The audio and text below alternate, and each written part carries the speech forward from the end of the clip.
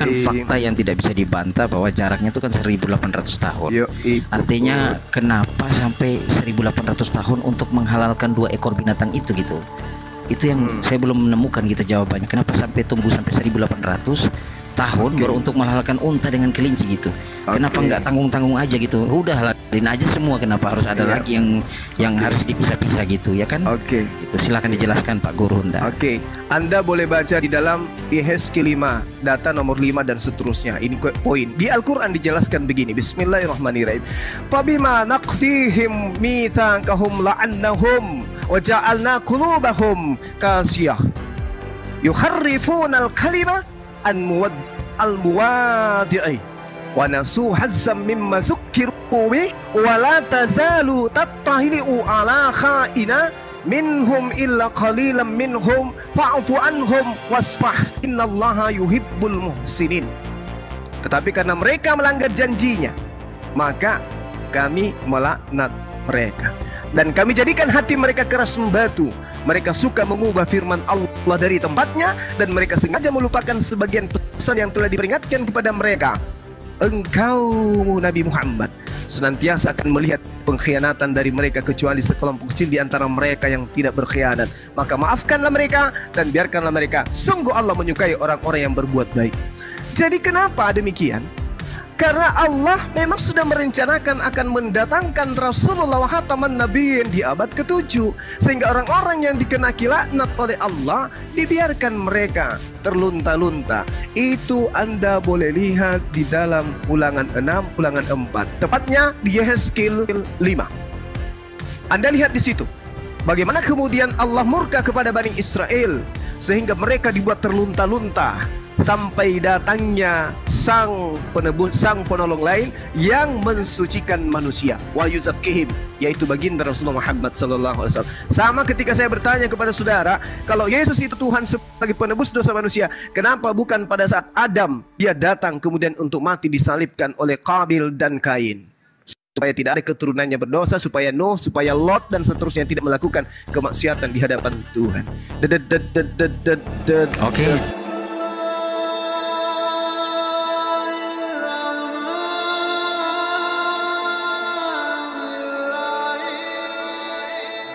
Ceramah intern ya. Yang kita mau tanya kepada Jubir Iman ini, kalau dia menyanyi itu lagu apa, yang menciptakan lagu siapa gitu loh. Saya kasih nanti. Waduh, ini Bang Haji, lagu Bugis. Bro, nggak boleh lagu Nioso. Gak apa-apa Bang Hani, dia kena ntar. Saya tutup dulu ya. Lagu Bugis nanti aku kasih dia ya. Lagu Bugis. Coba gue pengen nanya Jubir, ketika Yesus mengawini lu di surga, lagunya apa? Iya, maksudnya yang ini loh, dia itu diapai sama Yesus lewat mana? Itu yang kutanya. Tapi dengan suara rendah, bukan suara tinggi, aku bertanya. Oh gitu ya? Iya. Enggak, gimana Jub?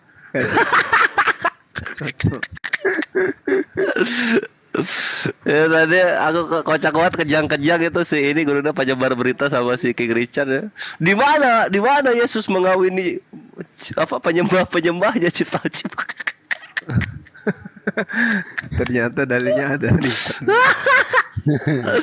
Salah mereka salah kalau bahas bidadari gitu. Udah tahu argumen favorit aku tuh bidadari, karena aku pasti ngebawain ya manusia mengawini manusia di surga wajar, tapi kalau udah Tuhan mengawini manusia di surga itu udah apa itu, surga apa itu? Coba ya, berapa Pak? Ayat apa tuh dari kitab apa Pak? Coba ya di dalam kitab apa? Jubir baru tahu dia. Iya, dari kitab apa Pak? Anggap aja kita belajar Pak. Ayolah Pak. Oh iya. Harus dilihat dulu 2 Korintus 11 nomor 3. Coba dilihat di situ. Oke, bentar ya Pak ya. Saya buka dulu. Boleh. Soalnya ini manual nih. Bentar. Oh, baru tahu juga dia. Itu loh gitu. Iya, Jadi baru tahu nih Pak. Kalau aku tuh biasanya nggak nyerang ke padusnya, aku lebih ke ini kok kenapa Tuhan birahinya tuh kok baru ada di sorga gitu. Pas dia jadi manusia ngapain aja gitu loh. 2 Korintus lebih ke sana kalau gue.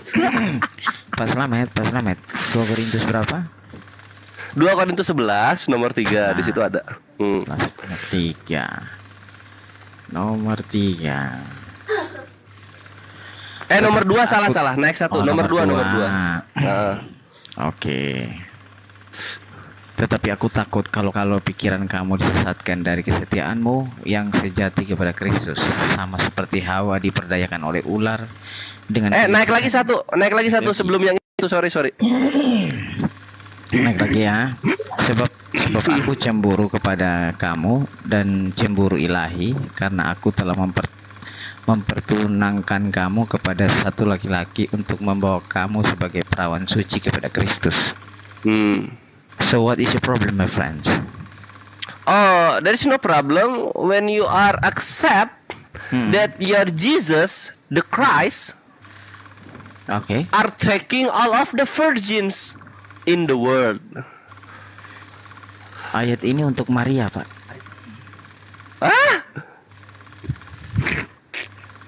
Di mana dapat? Oke, coba. Dapat Marianya di mana coba? Coba pengen tahu. Di sini kita baca ya.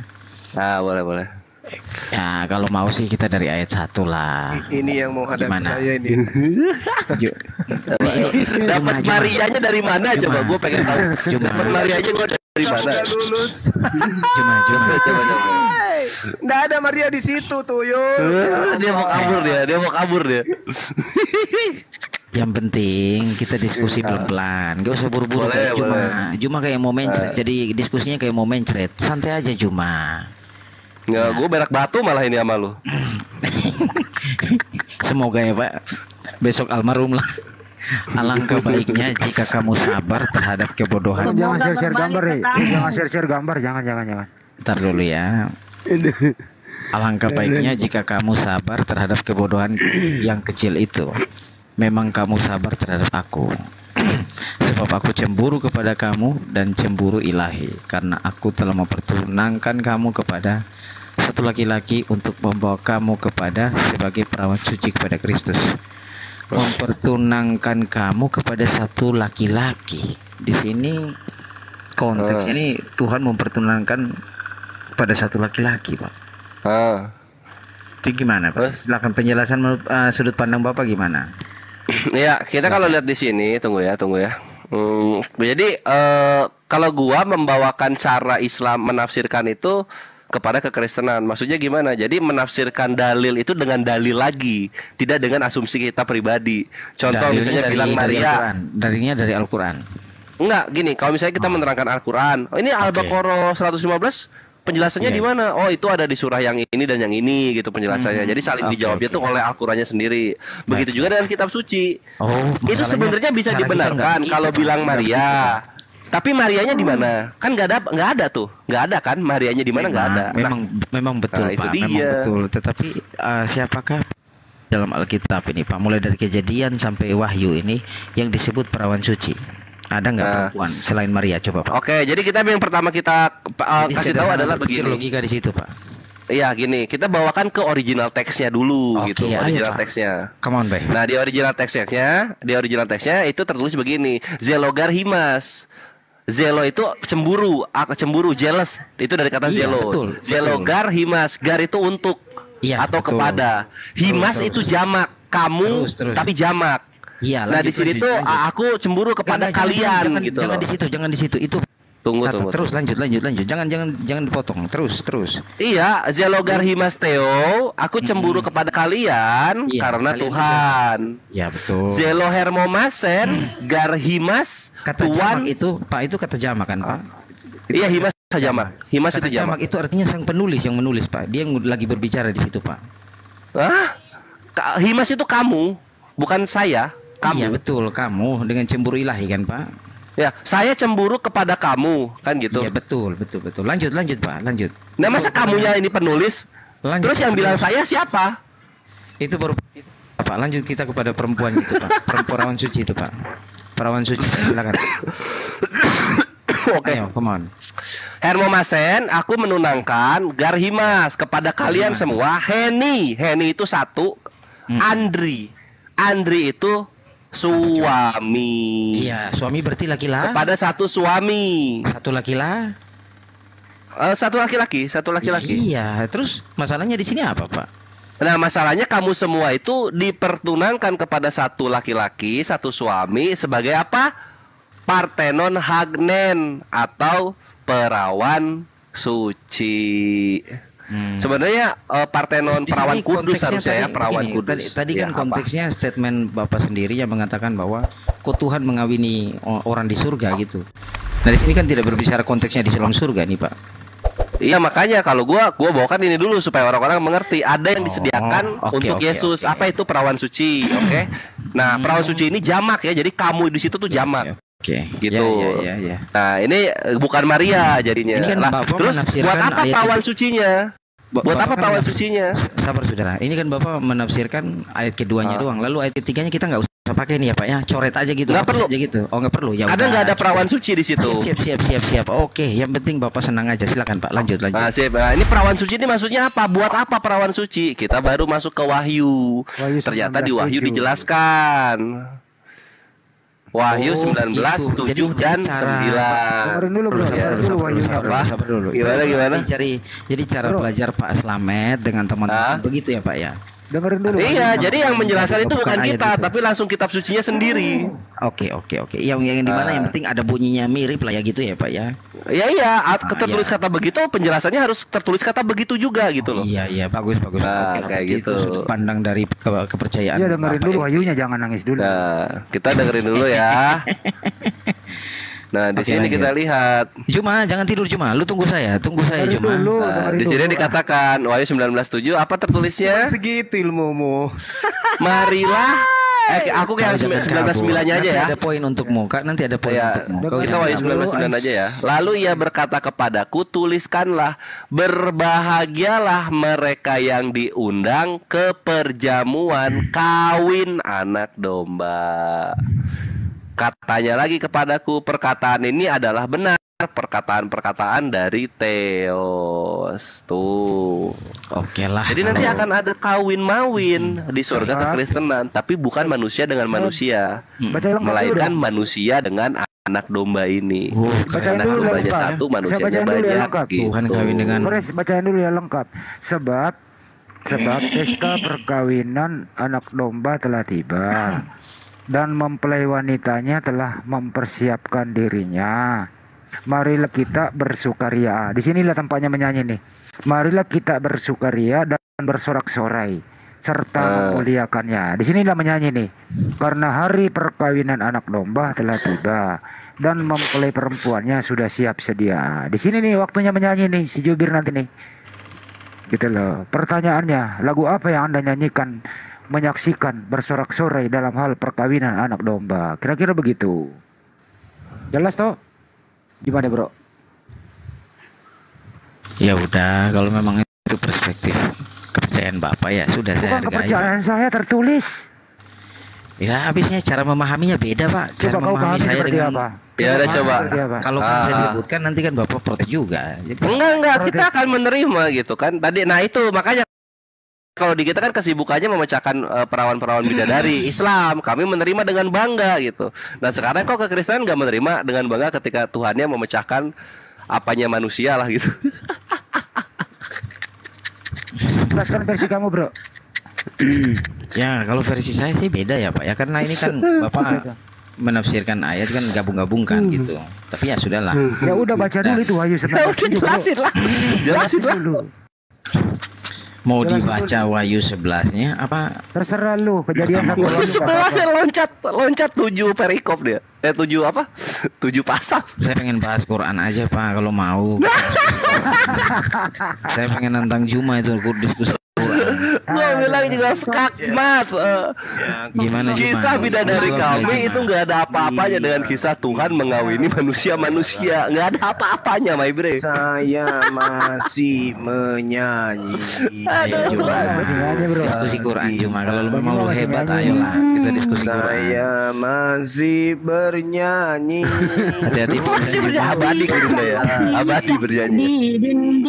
Baru 10 menit. Oma ramah tidur lah Oma. Istirahat Oma. Ya kamu songong, nggak ada ilmu, sosok mampang. Gurunda kau tantang tadi, padahal tewas loh. Ini Gurunda loh, belum dialog sama Gurunda loh, baru sama Selamat, baru sama Bang Handi. Lu udah, saya mau bahas Al-Quran saja. Eksekusi Quran. Kalau memang berani ayo lah. Saya aja nih murid paling terakhir, ayo murid paling terakhir. Jadi gimana? Mau tidak bahas Apalagi Ya, dia mau bahas Quran. Bisa ngaji nggak kamu? Paham nggak kau ngaji? Baca original. Bisa ngaji nggak? Modal Kalau bisa ngaji ngaji doang. baru kau bahas Quran. Modal gaji. Kalau Ya, nggak kamu bisa modal ngaji, ya apa? udah. Kamu modal apa? Bisa. Nah, ayo Juma, kita berdua Juma. Ayo, Mari ayo. Juma. Oke, silakan. Dengarkan baik-baik Juma ya. Yuk, Pupu. Kenapa? Imamat 17 ayat 1 sampai 6. Katanya Al-Quran. Oh iya. Imamat. Menuju ke situ, akan menuju ke situ. Sabar, Pak. Sabar, Pak. Nah, sabar. Mari kita buka. Coba buka dulu Bang Juma. Ya. Imamat 17 ayat 1 Bacalah. sampai 6. Baca. Kau yang buka. Oh, saya yang baca atau Bang Juma? Kau yang buka celana. Oke.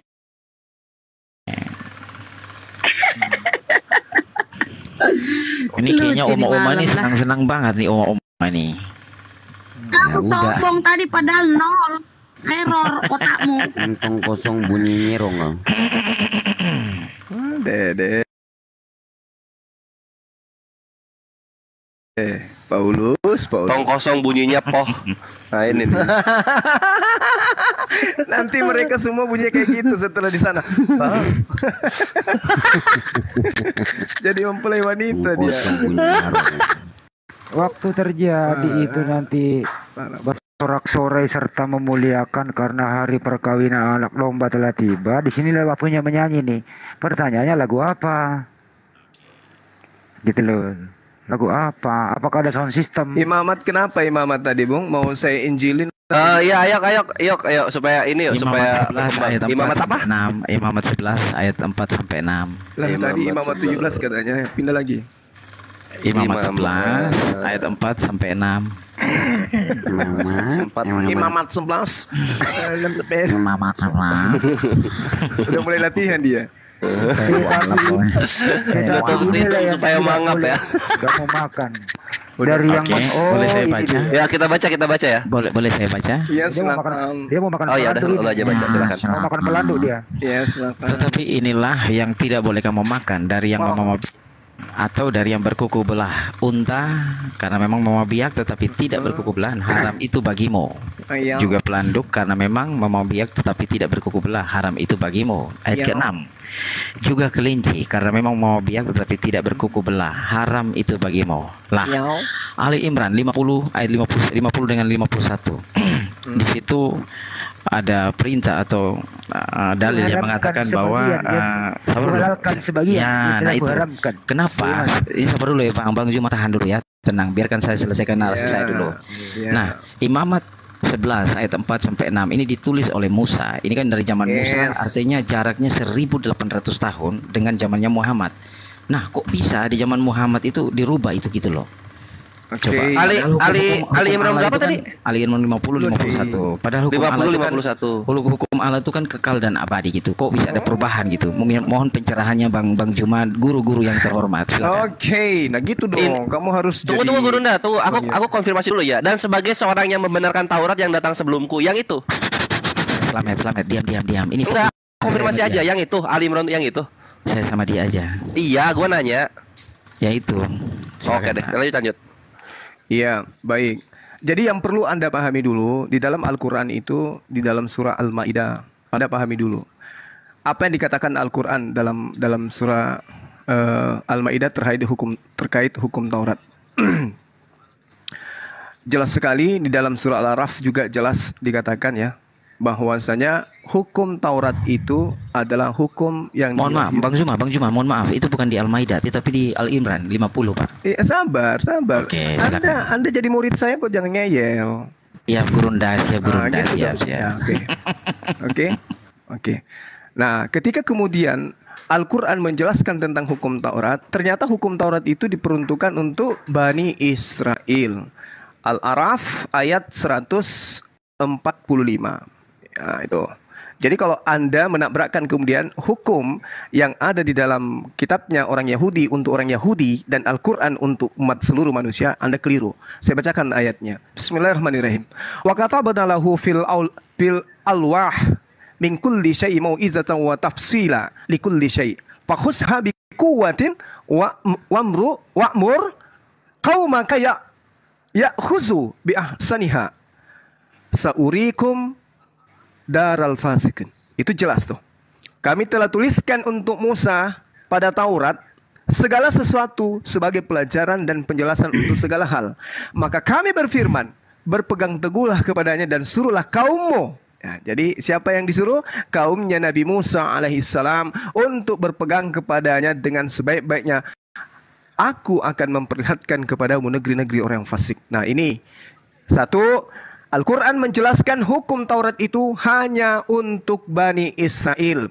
Kedua, di dalam kitabnya orang Yahudi, Yeremia 31, nomor 1, perjanjian baru Tuhan itu diadakan kepada kaum Israel dan kaum Yehuda. Apa hukum Taurat, apa hukum barunya? Itu Anda baca di dalam Yeremia 31:33 bahwasanya, tetapi beginilah perjanjian yang kuadakan dengan kaum Israel sesudah waktu itu. Demikianlah firman Tuhan, aku akan menaruh Tauratku dalam batin mereka dan menuliskan dalam batin mereka, dalam hati mereka, maka aku akan menjadi Tuhan mereka dan mereka akan menjadi umatku. Jadi hukum Taurat itu untuk siapa? Bani Israel. Jadi ketika Al-Quran menerangkan wa musaddiqan lima baina yaday minat Torah wa liuhilla lakum ba'dal ladzi hurrima alaikum wa ji'tukum bi ayatin min rabbikum fattaqullaha wa atiun, dan sebagai orang yang membenarkan Taurat yang datang sebelumku, dan agar aku menghalalkan bagi kamu sebagian dari yang telah diharamkan untukmu, dan aku datang kepadamu membawa satu tanda mukjizat dari Tuhanmu, karena itu bertakwalah kepada Allah dan taatlah kepada aku. Jadi hukum Taurat itu diperuntukkan kepada Bani Israel. Tetapi ketika datang baginda Rasulullah Muhammad SAW, Bani Israel seluruhnya harus tunduk kepada hukum yang dibawa oleh baginda Rasulullah Muhammad SAW. Sehingga yang tadinya diharamkan pada masa Musa, ketika Rasulullah Muhammad SAW itu datang, maka sebagian dari yang diharamkan itu menjadi halal. Itu perintah di dalam Al-Quran. Ya ahlal kitab, qad ja'akum rasuluna yubayyinu lakum katsiran mimma kuntum tukhfuna minal kitabi wa ya'fu an katsir, qad ja'akum minallah nurun wa kitabun mubin. Wahai ahli kitab, wahai pemegang Taurat, sungguh Nabi Muhammad SAW telah datang kepadamu, menjelaskan kepadamu banyak hal dari kitab yang kamu sembunyikan, dan banyak pula yang dibiarkannya. Sungguh telah datang kepadamu cahaya dari Allah, yaitu Islam, dan kitab yang menjelaskan, yaitu Al-Quran. Lalu apa kata Allah? Yahdi bihillahu man ittaba ridwanahu subulan salama wa yukhrijuhum minadh zulumati ilan nur bisini wa yahdihim ila siratim mustaqim. Dengan kitab itu wahai ahli kitab, dengan Al-Quran itu wahai ahli kitab, Allah memberi petunjuk pada orang yang mengikuti keridhaannya ke jalan keselamatan. Dan dengan kitab itu pula, yaitu Al-Quran, Allah mengeluarkan orang itu dari gelap gulita kepada cahaya dengan izinnya dan menunjukkan ke jalan yang lurus. Lalu apa kata Allah? Kalau Anda masih ingin mendengarkan, laqad kafara alladziina qalu innallahu wal masihu ibnu Maryam. Sungguh telah kafir orang yang berkata sesungguhnya Allah itu adalah Isa putra Maryam. Udah kita jangan ke situ dulu. Kita jangan. Ya, itu dia makanya. Ini sudah belum penjelasannya. Jadi Rasulullah Muhammad SAW ketika dia datang untuk seluruh umat manusia, termasuk untuk kaumnya Nabi Musa alaihissalam. Maka yang tadinya masih mendapatkan hukum Taurat itu haram, maka ketika bertemu dengan baginda Rasulullah Muhammad SAW, sebagian menjadi halal. Sama seperti Yesus. Ketika Yesus datang kepada Bani Israel, sebagian dari hukum Taurat itu dibatalkan oleh Yesus. Demikian. Udah belum? Udah. Oke, baik. Saya bertanya lagi pada Gurunda nih ya, Gurunda. Oke, muridku. Jadi kan seperti yang kita bangun tadi dari awal narasi kita ya, bahwa ini kan fakta yang tidak bisa dibantah bahwa jaraknya itu kan 1800 tahun. Artinya kenapa sampai 1800 tahun untuk menghalalkan 2 ekor binatang itu gitu. Itu yang saya belum menemukan gitu jawabannya. Kenapa sampai tunggu sampai 1800 tahun baru untuk menghalalkan unta dengan kelinci gitu. Kenapa nggak tanggung-tanggung aja gitu. Udahlah aja semua, kenapa harus ada lagi yang harus dipisah-pisah gitu ya kan? Oke. Itu silakan dijelaskan Pak Guru. Oke. Anda boleh baca di dalam Yehezkiel 5, data nomor 5 dan seterusnya. Ini poin. Di Al-Qur'an dijelaskan begini. Bismillahirrahmanirrahim. Fabima naqdihim mitsaqahum la'annahum wa ja'alna qulubahum qasiyah. Yuharrifuna al-kalima an al-muwadi'i wa nasu hazzam mimma zukkiru bih wala tazalu tattahili'u ala kha'ina minhum illa qalilan minhum fa'fu anhum wasfah innallaha yuhibbul muhsinin. Tetapi karena mereka melanggar janjinya, maka kami melaknat mereka dan kami jadikan hati mereka keras membatu. Mereka suka mengubah firman Allah dari tempatnya dan mereka sengaja melupakan sebagian pesan yang telah diperingatkan kepada mereka. Engkau Nabi Muhammad senantiasa akan melihat pengkhianatan dari mereka kecuali sekelompok kecil di antara mereka yang tidak berkhianat. Maka maafkanlah mereka dan biarkanlah mereka. Sungguh Allah menyukai orang-orang yang berbuat baik. Jadi kenapa demikian? Karena Allah memang sudah merencanakan akan mendatangkan Rasulullah wa khataman nabiyyin di abad ke-7. Sehingga orang-orang yang dikenaki laknat oleh Allah dibiarkan mereka terlunta-lunta. Itu Anda boleh lihat di dalam Ulangan 6, Ulangan 4. Tepatnya di Yehezkiel 5. Anda lihat di situ. Bagaimana kemudian Allah murka kepada Bani Israel sehingga mereka dibuat terlunta-lunta sampai datangnya sang penebus, sang penolong lain yang mensucikan manusia. Wa yuzakkihim, yaitu baginda Rasulullah Muhammad sallallahu alaihi wasallam. Sama ketika saya bertanya kepada saudara, kalau Yesus itu Tuhan sebagai penebus dosa manusia, kenapa bukan pada saat Adam dia datang kemudian untuk mati disalibkan oleh Qabil dan Kain? Supaya tidak ada keturunannya berdosa, supaya Nuh, supaya Lot dan seterusnya tidak melakukan kemaksiatan di hadapan Tuhan. Oke, udah Gurunda, udah belum nih? Nah, biar saya lanjut lagi. Saya lanjut lagi Gurunda. Silakan. Jadi kan muridku, di sini lanjut. Di sini di Matius 5 ayat 17 sampai 18. Janganlah kamu menyangka bahwa aku datang untuk meniadakan hukum Taurat atau kitab para nabi. Aku datang bukan untuk meniadakannya, melainkan untuk menggenapinya. Ini Yesus saja datang untuk menggenapi. Kok tiba-tiba kanjeng Nabi Muhammad datang merubahnya gitu loh. Itu gimana penjelasannya? Silakan Pak. Oke, baik. Jadi Al-Qur'an menjelaskan kepada mereka Bani Israel bahwa telah datang kepada mereka sebuah aturan. Tadi saya sudah membacakan kepada saudara bagaimana Allah kemudian di dalam surah Ali Imran 91 menegaskan, Al-Araf ayat 145, bahwa hukum Taurat itu untuk Bani Israel. Yeremia 31 untuk Bani Israel. Sekarang Al-Qur'annya. Baik. Bismillahirrahmanirrahim. Walaqad akhadallahu mitsaqa Bani Israel wa ba'atsna minhum 12 naqiba. Bentar dulu, saudara, bentar dulu. Yeremia berapa tadi, Pak? Yeremia 31 nomor 31 sampai 33. Oke. Nomor 31. Sesungguhnya akan datang waktunya, demikianlah firman Tuhan, aku akan mengadakan perjanjian baru dengan kaum Israel dan kaum Yehuda. 32. Bukan seperti perjanjian yang telah kuadakan dengan nenek moyang mereka pada waktu aku memegang tangan mereka untuk membawa mereka keluar dari tanah Mesir. Perjanjianku itu telah mereka ingkar meskipun aku menjadi Tuhan yang berkuasa atas mereka. Demikianlah firman Tuhan. Tetapi beginilah kuadakan dengan kaum Israel sesudah waktu itu. Demikianlah firman Tuhan, aku akan menaruh Tauratku di dalam batinku, di dalam meluluskannya di dalam hati mereka. Maka aku akan menjadi Allah mereka dan mereka akan menjadi umatku. Udah paham di situ? Jadi di sini tidak ada pelarangan soal ini. Untah dengan itu Pak. Di sini cuma bilang hanya menaruh di dalam hati Pak. Dengarkan, hukum Taurat Tuhan itu disimpan dalam hati Bani Israel. Oke ya. Nah, saya bantu referensi lain, sabar. Di dalam Ulangan 33, di situ sangat jelas dikatakan di data nomor 4, Musa telah memerintahkan hukum Taurat kepada kita, suatu milik bagi jemaat Yakub. Jemaat Yakub berarti Bani Yakub, keturunan Yakub. Ia menjadi raja Yesurun. Kemudian ketika kepala-kepala bangsa datang berkumpul, yakni segala suku Israel bersama-sama, berarti suku Israel secara bersama-sama mereka diberikan hukum Taurat. Data nomor 10, Anda lihat, mereka mengajarkan peraturan-peraturanmu kepada Yakub, hukummu kepada Israel. Mereka menaruh ukupan wangi-wangian di depanmu dan korban bakaran di seluruh di atas mesbahmu. Berarti hukum Taurat itu memang diperuntukkan untuk Bani Israel, keturunannya Yakub. Jadi kalau ada hukum, contoh, Anda hidup pada masa hukum Taurat, Anda bukan keturunan Yakub, ada pelarangan makan babi. Ketika Anda bukan keturunan Yakub makan babi, apakah hukum jangan makan babi itu berlaku untuk Anda? Tidak.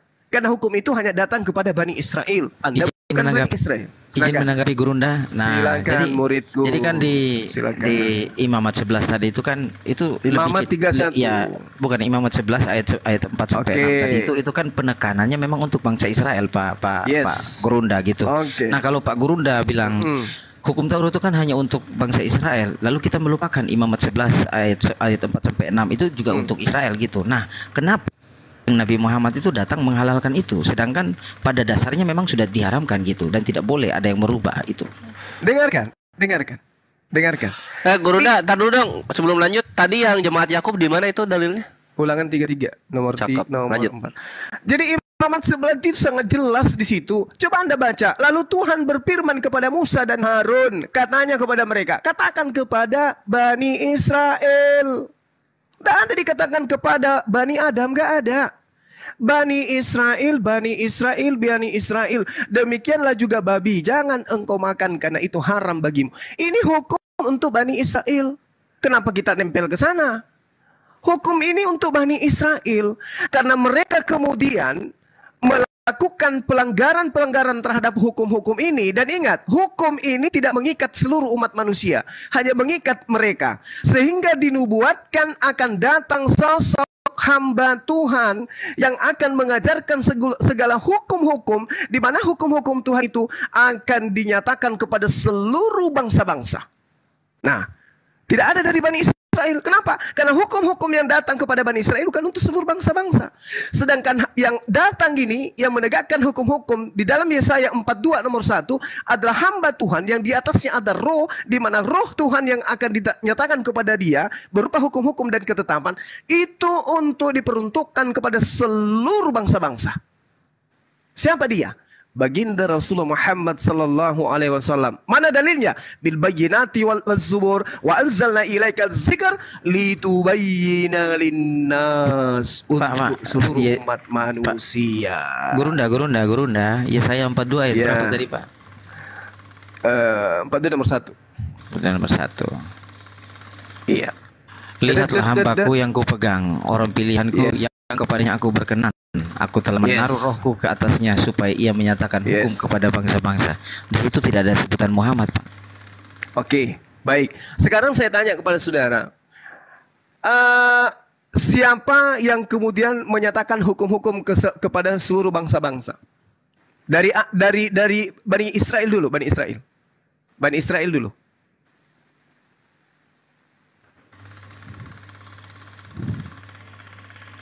Yang mendapat tugas untuk menyatakan hukum Tuhan.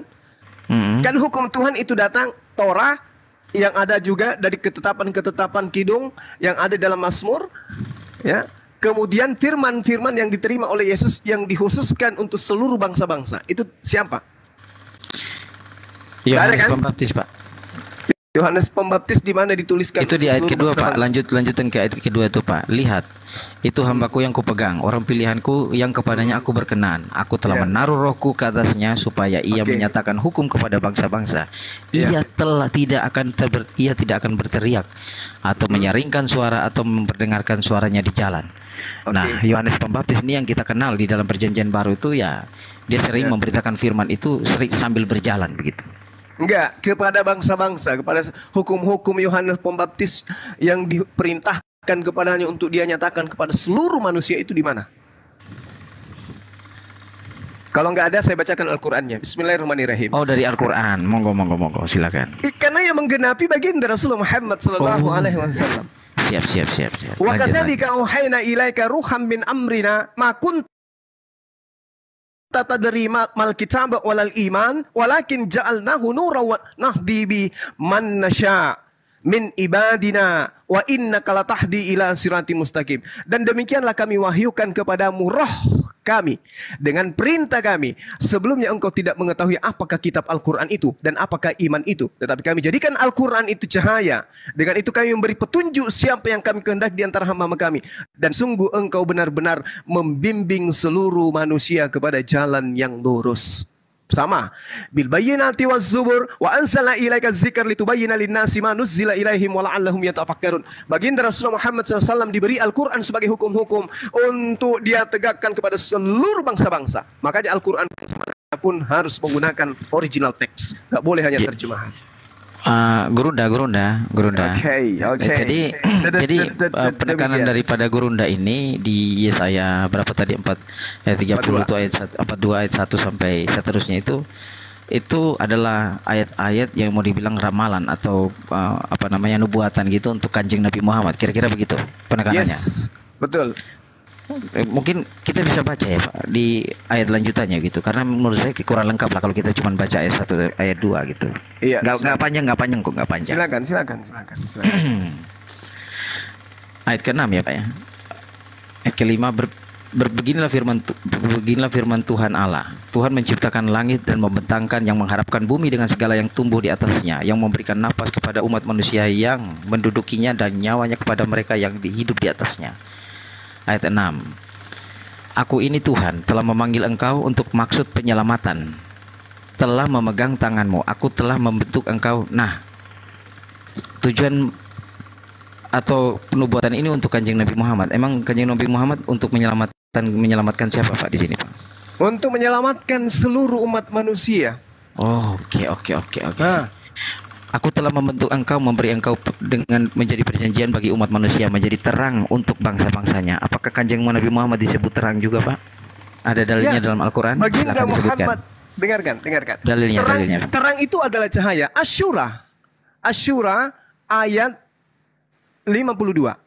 Dan juga saya sudah membacakan kepada saudara bahwa telah datang kepada kamu agama berupa cahaya yang menerang, dan juga datang kepada kamu petunjuk.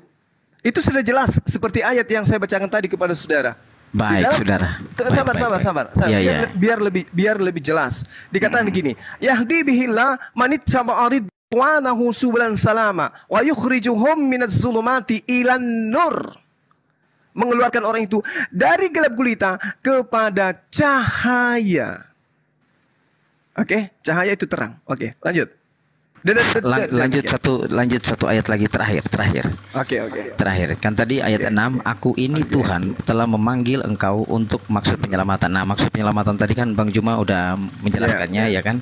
Telah memegang tanganmu, aku telah membentuk engkau dan memberi engkau menjadi perjanjian bagi umat manusia. Jadi Kanjeng Nabi Muhammad ini disebut perjanjian juga ya. Kurang lebih begitu.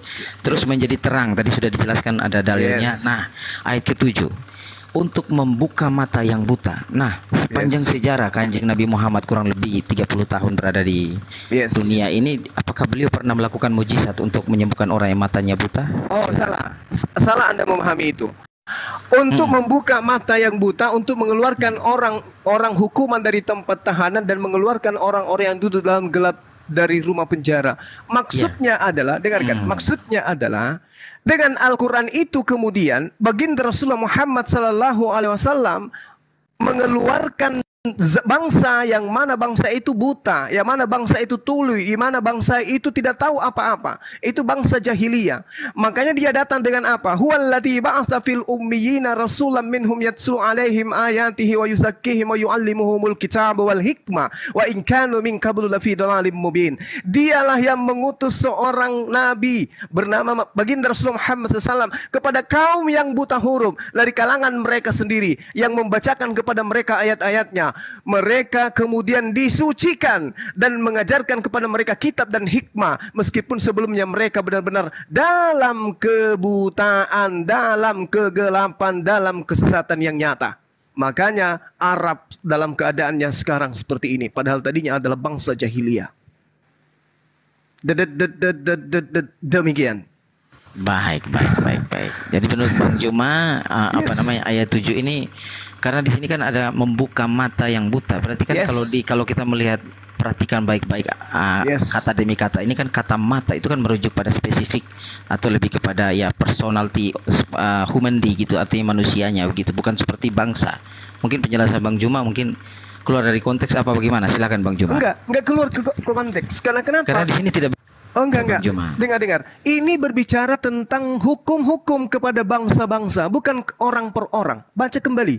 Di data nomor 2, nomor 1, jelas sekali. Supaya ia menyatakan hukum kepada bangsa-bangsa. 1, kemudian dinyatakan lagi di ayat ke-6-nya, untuk menjadi terang bagi bangsa-bangsa 2. Berarti bangsa yang dimaksud bukan orang per orang. Bangsa, karena hukum-hukum ini harus ditegakkan kepada seluruh bangsa. Maka ketika dia datang, dia memelekkan bangsa-bangsa yang buta hukum, yang tidak ngerti tentang Tuhan, yang tidak ngerti tentang kitab suci.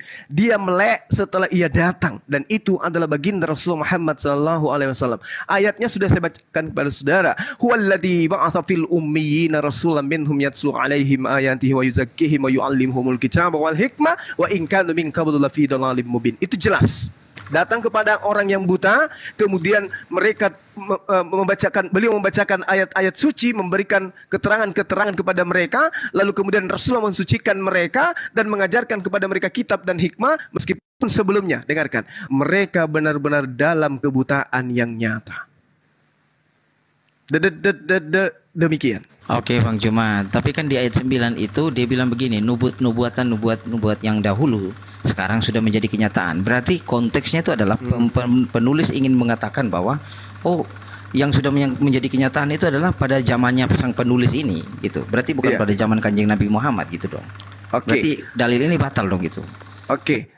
Jadi ini Al-Quranul Karim dalam surah Ali Imran jelas sekali dikatakan, Ali Imran ayat 81, bahwa semua nabi itu diangkat perjanjian oleh Allah. Wa ishazallahu mitsaqa bani kanabiyyin lama ataitukum min kitabi wa hikmah thumma ja'akum rasulun musaddiqun lima ma'akum la tu'minunna bihi wa la tansurunna qala aqrartum wa akhastum ala dzalikum isri qalu aqrarna qala fashhadu wa ana ma'akum minasyahidin. Dan ingatlah ketika Allah mengambil perjanjian dari para nabi, ini nubuatan. Manakah aku memberikan hikmat dan kitab kepada kalian, lalu datang kepadamu seorang rasul yang membenarkan apa yang ada pada kamu, niscaya kamu akan sungguh-sungguh beriman kepadanya dan menolongnya. Allah berfirman, apakah kamu setuju dan menerima perjanjian denganku ini? Atas demikian itu, mereka para nabi kemudian menjawab, kami setuju. Allah berfirman, kalau begitu bersaksilah kalian semua wahai para nabi untuk menjadi saksi bersama kamu. Jadi nabi-nabi terdahulu memang sudah menubuatkan akan datangnya sosok nabi yang sama seperti Musa, yang menjadi pembawa hukum-hukum Tuhan. Dan nubuatan demi nubuatan itu rentetannya sangat jelas. Dari zaman ke zaman nubuatan terbuka hingga sampai pada poin terakhir final, Rasulullah wa khataman nabiyyin. Ini yang diterangkan dalam Al-Quran yang barusan saya bacakan, Ali Imran ayat 81. Demikian. Baik Bang Juma, mungkin Bang Juma kurang perhatikan dengan seksama ya. Kalau saya melihat sih di ayat 9 ini kan nubuat yang dahulu sekarang sudah menjadi kenyataan. Jadi kan di situ seolah-olah dia ingin berkata bahwa ini udah jadi kenyataan loh. Pada saat penulis Yeremia 40 tadi dia menulis itu, dia seolah-olah ingin mengatakan kepada pembaca atau saya dengan Bang Juma bahwa itu sudah terjadi pada zaman itu. Gitu. Oke. Hal-hal yang baru hal-hal yang baru hendak kuberitahukan. Jadi dia beritahukan memang pada saat itu gitu. Nah, tanggapan Bang Juma gimana? Oke. Bung, kalau Anda kemudian menyandarkan kepada pemahaman tersebut, saya boleh minta siapa oknum yang menyatakan hukum-hukum kepada seluruh bangsa-bangsa. Musa, sehebat-hebatnya Musa, hanya untuk Bani Israel. Daud, Salomo, Yesus, hanya untuk Bani Israel. Lalu untuk yang bangsa-bangsa, hukum-hukum yang ditegakkan Tuhan untuk bangsa-bangsa itu yang mana? Sedangkan di dalam Yesaya 66 nomor 27, nomor 23, jelas sekali dikatakan, sahabat berganti sahabat, bulan berganti sahabat, bulan berganti bulan, tetapi seluruh umat manusia kelak akan datang kepadaku, sujud beribadah menyembah kepadaku. Itu yang menjadikan dasar pijakannya itu terjadi itu siapa?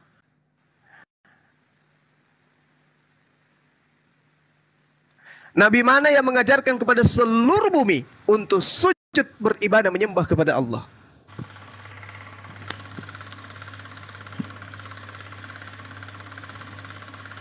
Ya kalau menurut perspektif Bang Juma ya pasti Nabi Muhammad. Yes, karena hanya beliau. Oke. Oke, saya kira saya udah capek. Baik, terima kasih Bang Juma. Nanti di saudaraku. next line lagi saya bertanya lagi. Anda luar biasa, ternyata Anda orang baik. Maaf. Nah itu loh, jubir bisa kayak begini ternyata Gurunda ya. Kita respect. Ini saudara. Jadi begini saudara. Saya salah menilai antum. Anda luar biasa ternyata. Baik. Thank you. Saya minta maaf ya. Selamat malam semua. Saya mohon maaf juga kalau ada kata-kata yang salah. Nanti lain kali kita diskusi lanjut lagi. Terima kasih. Terima kasih. Assalamualaikum. Sama aku mau nanggapin dikit Jubir, kalau boleh. Udah. Enggak, ini enggak nambah pertanyaan. Aku cuma nanggepin. Silakan. Nah, untuk yang tadi, yang soal apa? Tadi Gurunda udah cantik banget menjelaskan untuk Yesaya 40 nomor 9, yang nubuat-nubuat yang dahulu sekarang sudah menjadi kenyataan. Ini seakan-akan seperti di zaman penulis kan? Enggak seperti itu. Karena sudah menjadi kenyataan itu harus dilihat apakah kenyataannya sudah terjadi di zaman itu atau belum. Ini sama seperti di Yesaya 9 nomor 6. Ketika dibilang sebab seorang anak telah lahir untuk kita, di sini kan ditulisnya telah lahir. Berarti di zaman penulis, padahal kan nggak begitu. Gitu maksudnya. Oke, baik. Terima kasih buat semua teman-teman. Saya juga mau berkomentar bentar. Oh iya, boleh. Enggak, Anda nggak usah jawab lah. Gini ya, bro. Tadi sangat cantik pertanyaan Anda mengkombinasikan itu ya antara imamat 11 sampai 7 loh sebenarnya dengan ada membawa surat Al-Imran 50. Udah jelaskan jelas sama Bajuma tadi. Nah, perubahannya udah jelas toh bahwa itu perintah Allah Subhanahu wa taala. Supaya kita ini manusia di zaman sekarang ini tidak sia-sia hidup kita karena cumi, udang, apapun itu yang enak dimakan telah dihalalkan gitu karena perkembangan zaman. Karena memang kan Al-Quran itu untuk seluruh umat manusia, bukan kepada Bani Israel saja. Nah, yang menjadi problem di sini, brother, saudara kita Kristen ini, dari mana tadinya di imamat itu diharamkan kita ambil contoh saja babi gitu ya. Kenapa sekarang ini tidak konsisten? Kenapa? Karena Anda masih memakai itu sebagai kitab suci Anda. Kalau jelas kami di Islam bukan kitab suci kami itu. Nah, ini yang perlu nanti Anda pelajari lebih mendalam. Kenapa mesti? Kalau Anda konsisten masih mempergunakan itu adalah dasar iman Anda, kenapa mesti babi dan lain-lain itu Anda teman Kristen bebas memakannya begitu. Nah, untuk sementara ya atau analisa sementara atau pendapat sementara adalah bahwa yang merubah ini semua adalah Paulus dengan tulisannya yang ada di Efesus 2 nomor 15 tadi itu.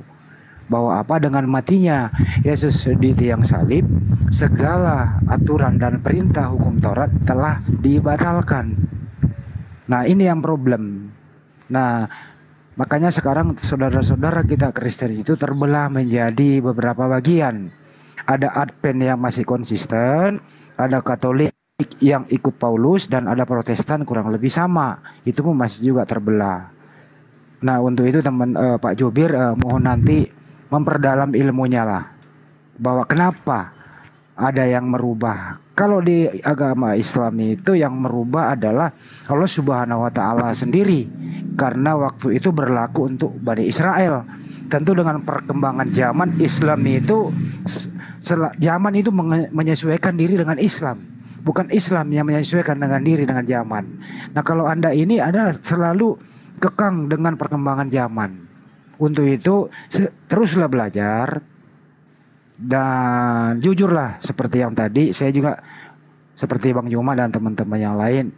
Kalau sekiranya tadi di awal diskusi ada kerodit, ya kami mohon maaf, karena adalah jubir iman. Jadi iman Anda ini memang iman baik, tapi lebih lengkap lagi iman Anda agar bisa konsisten. Lebih baik carilah jalan kebenaran itu. Hidup ini cuma sekali. Solusinya adalah Islam. Itu dari saya, Mas Bro. Sekali lagi mohon maaf kalau ada kata hilaf dari kami. Thank you. Baik. Mungkin ada yang lain lagi sebelum saya tutup, soalnya besok kerja nih. Saya pamit dulu ya saudara-saudara ya semua ya. Oh ya, silakan Ibu Ya, Host. semoga saya mau ngomong. Ini Bang Juma ada pesan dari Bang Dewa. Katanya ada 2 orang mau diskusi sama Bang Juma, mau mendengar pencerahan Bang Juma. Nah kalau nanti dia gimana, dia mau mualaf 2 orang. Itu pesan dari Bang Dewa. Tapi jam 11 tadi lupa Bang. ya. Iya betul. Ya jam 11 tapi Bang. 12. Jam 11, jam 12. Jam 11, 12. Iya, Jam antara jam betul. 11, 12. Oke. Nanti itu Oke, lanjut. Silakan. masih ada urusan ke Bang Jubir. Kalau enggak Bang Jubir turun, ada yang mau naik di bawah. Baik. Mungkin mau lanjut. Terima kasih semua Ini saudara-saudaraku. Gurunda, terima kasih. Selamat malam. Malam. Nah ini Jubir. Wabarakatuh. Sehat. You got our respect. Kau mendapatkan respect dari Muslim. Ini kan enak dialog kayak gini Ya, gitu. betul. Jadi nggak jadi ya. Jadi nggak jadi nyanyi cica-cica di dindingnya nggak jadi. Gak ya. jadi udah tobat dia, tobat Nggak jadi. jerah dia. Saya pun Oke lah. tobat. Saya pun tak mau Tobat. lagi. Capek Oke. bibirku. Ini ada Oke, Jonathan. selamat malam, Jonathan. Dari tadi dia. Jonathan. Salam malam. Iya, halo. Agama Pak. Saya cuma mau nyimak aja, Mbak. Kecil banget sih suaranya. Iya, nyimak boleh. Agamanya apa? Saya mah Muslim. Oh, Oh. iya. Assalamualaikum. Yuk. Ya teman-teman yang agama Kristen yang mau diskusi ayo. Di Jonathan coba ucapkan Kristen. salam bro. Typing di bawah agamanya Kristen yuk, di Bro bawah ya. Jonathan silakan ucapkan salam. Jonathan. Jadi entar tadi kamu ngomong diam aja tapi minta naik. Tar dulu Bunda. Jonathan silakan ucapkan salam dulu buat. Typing di bawah dulu agamanya Kristen. Oh iya ya. Assalamualaikum buat semuanya ya. Salam kenal dari saya. Oke, waalaikumsalam warahmatullahi wabarakatuh. Ya, salam kenal juga. Waalaikumsalam warahmatullahi wabarakatuh. Waalaikumsalam warahmatullahi wabarakatuh, Bang Jonathan. Lanjut. Nah, Salam kenal. sambil Enak menunggu denger Bang Juma nerangin gitu kan. Jadi rasa betah aja gitu dengernya. Itu aja sih. Oke. Iya, itu gara-gara latihan nyanyi tadi, Bang. Sampai gitu ya. Sambil menunggu teman-teman Kristen di bawah yang naik bertanya, kalau Bang Juma belum capek menyanyi, ya lebih baik Bang Juma jangan dianggurin dong. Gimana, setuju nggak kalau kita gali ilmunya Bang Juma lagi nih sambil menunggu yang di bawah? Iya, kita gali. Juga ya. Galileo. Galileo. Ini Ayah Sidik buka mute tuh. Berarti belum tidur. Iya. Ayo, ada yang mau dikurangin? Begitu Silakan. tadi enak juga itu. Enggak lagi kebiasaan si Sidik itu kalau di sini tidur. Iya apaan tuh? Tidur, masuk pagi-pagi tidur, masuk siap-siap tidur, masuk sore-sore tidur, masuk lagi malam tidur. Dia tuh tidurnya 2 jam loh. Kurangin itu, udah kita kembali ke topik. Oke. Kalau ada OTN yang mau naik silakan naik, minta Ya permintaan. typing agamanya di bawah Kristen. Ayo oten aja Kristen. Ini juga perlu diulang kembali gitu, lebih mendalam lagi tausiah Bang Juma ya. Minta permintaan Aduh. Kristen. Sebenarnya hukum Taurat itu maksudnya apa Bang Juma? Kita imani tapi kita enggak menjadikan pedoman kita sebagai umat Islam. Tapi kenapa masih ada di Al-Quran? Kenapa harus kita imani tapi kita nggak ikuti Taurat itu? Apakah Taurat itu sebenarnya masih ada? Dan seperti apa gitu kira-kira Bang Juma, diedukasi dikit dong.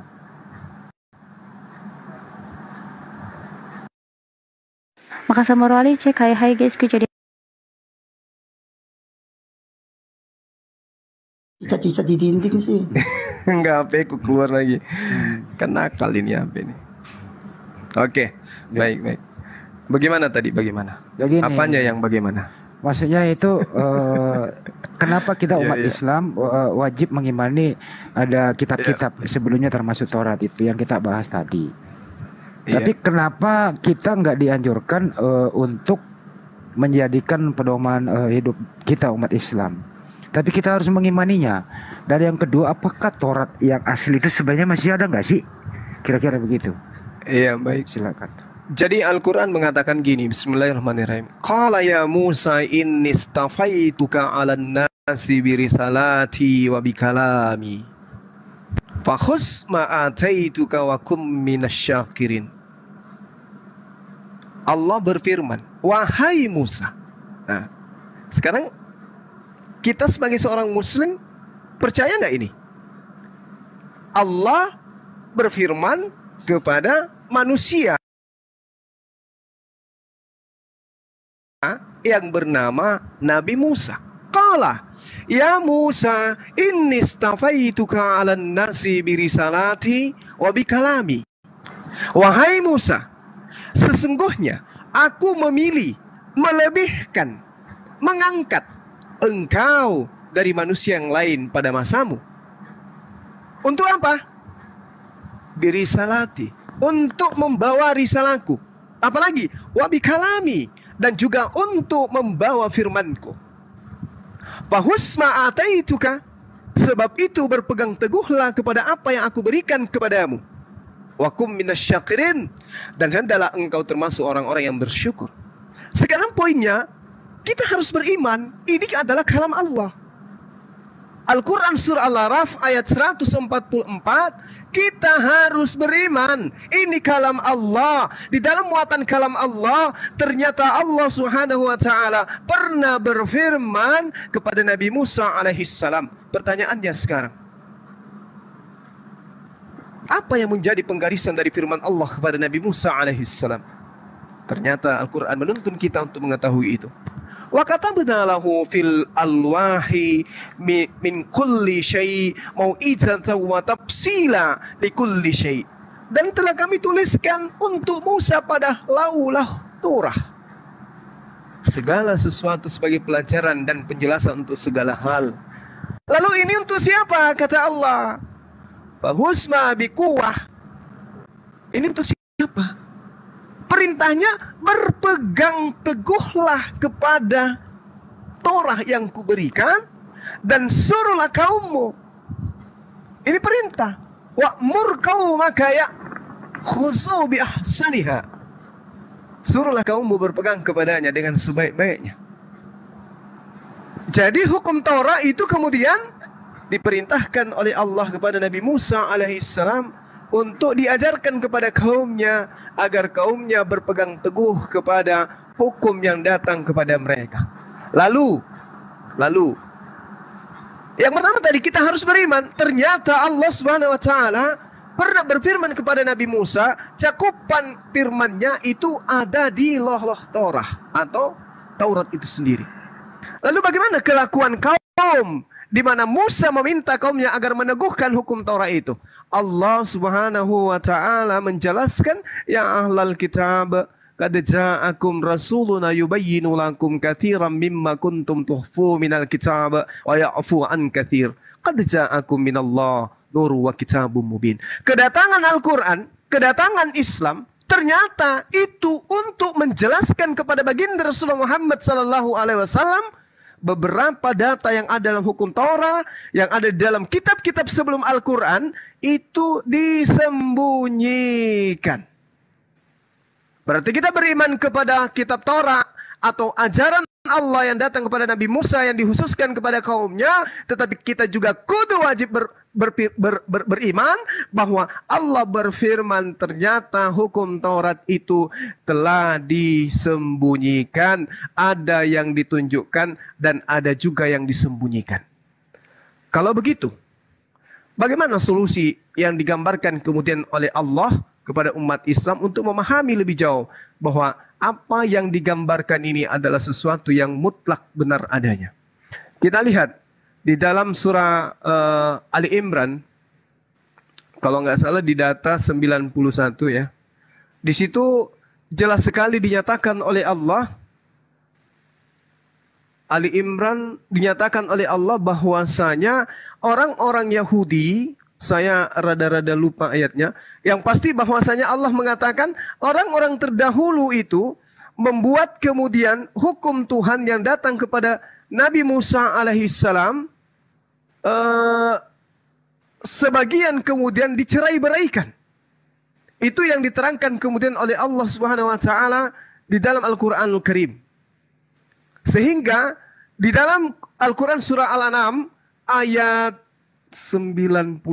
Ya, di ayat 91 Allah Subhanahu wa taala menjelaskan dengan terinci bahwasanya kitab Nabi Musa ini itu dibuat oleh kaumnya bercerai-berai.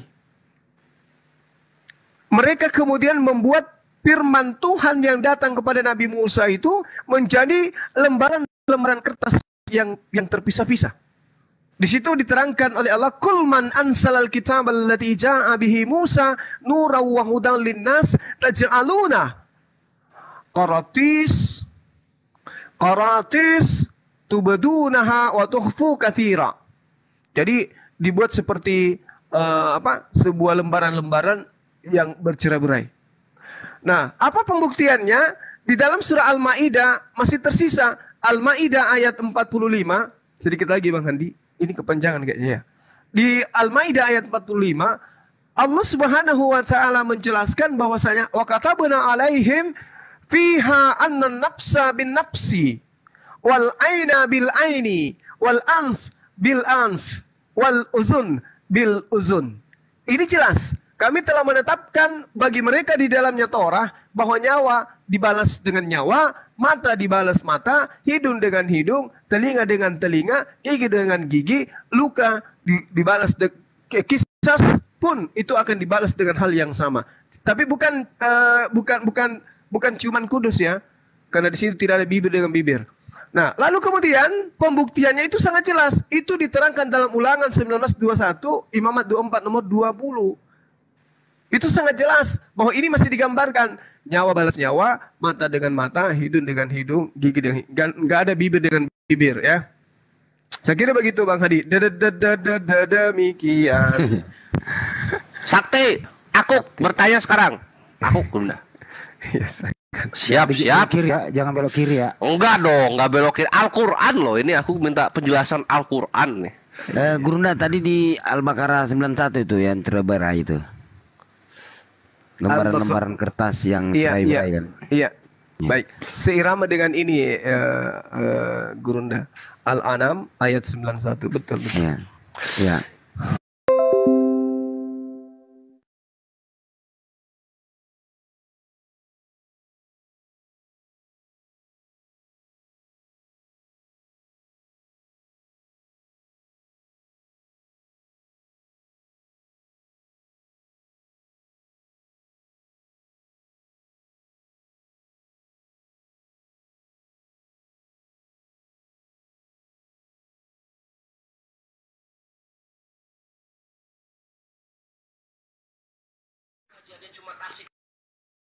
Tunggu. Ya, Anda lah yang jawab sendiri tuh. Jawabannya kan sudah pernah dibahas itu. Sini saya jawab. Gimana ya? Coba Bang Hadi, coba. Gimana Bang Hadi? Udah pernah membahas itu kan? Iya. Bikin orang terbirit-birit. Maksudnya itu orang yang menyembah berhala itu memang kelihatannya happy dengan kasihnya, tapi itu ajaran semu, kenikmatan dunia saja, padahal sebenarnya mereka dalam kegelapan. Itu kira-kira begitu.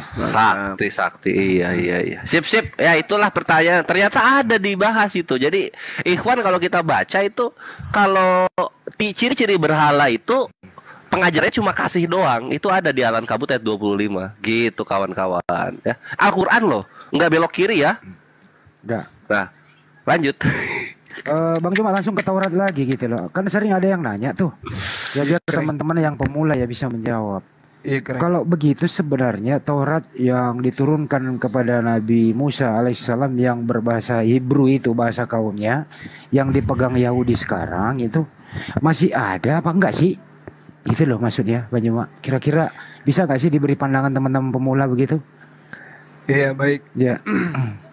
Jadi gini, secara tradisi, secara histori itu kemudian kemungkinan masih ada Bang Andi.